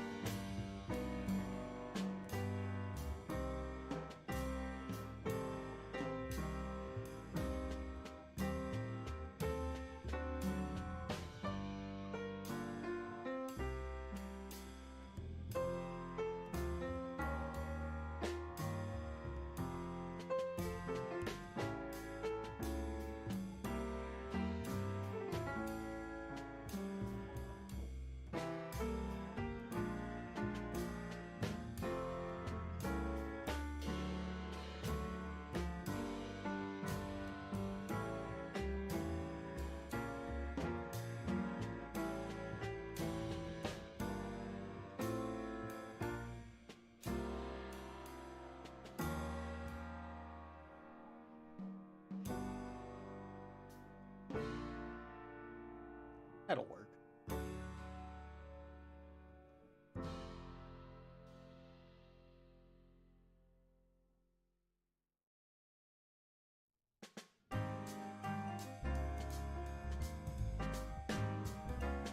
You need to up a little more.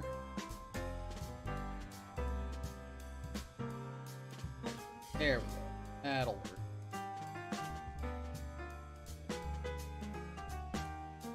There we go. That works. Go ahead and sit.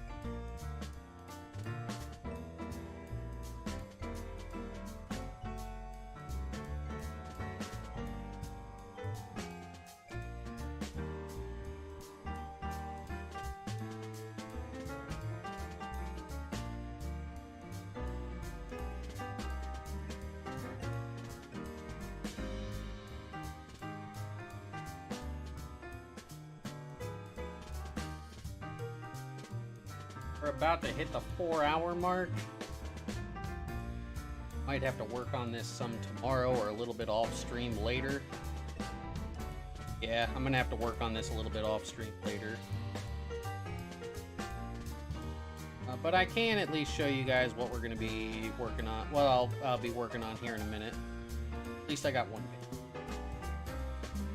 We're doing a 2-page spread of Rigger basically catching Gogeta's Kamehameha.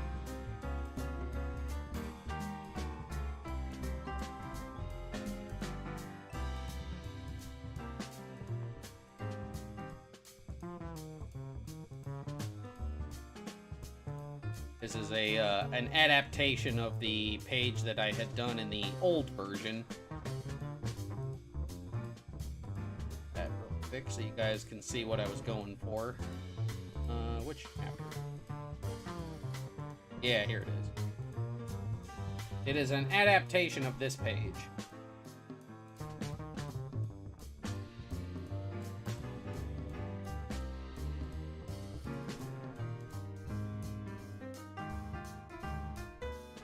We took that page and basically flipped it to keep the perspective the right way and made the beam bigger.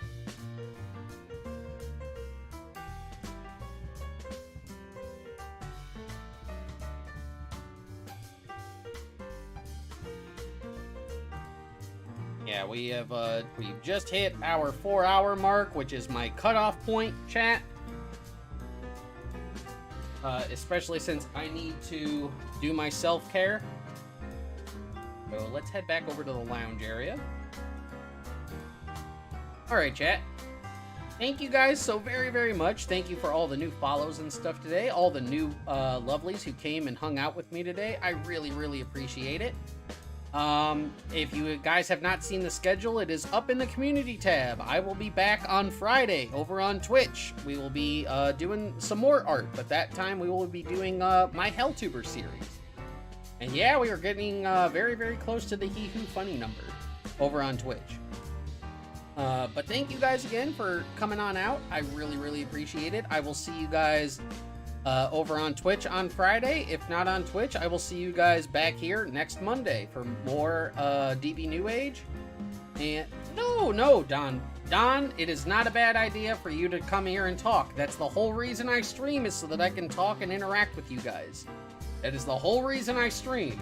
If I wanted to draw and not interact with anybody, I wouldn't be streaming it, or I would have my mic muted the whole time. I love it when people come here to chit-chat and talk. So, again, I will either see you guys over on Twitch on Friday, or I'll see you back here on Monday next week for more Dragon Ball New Age and more What If Weekly. But until such a time, I am Malak-Torihane, that is the lovely Wallet Chan, this has been the Tentacle Lounge. I will see all of my lovely loungers again next time.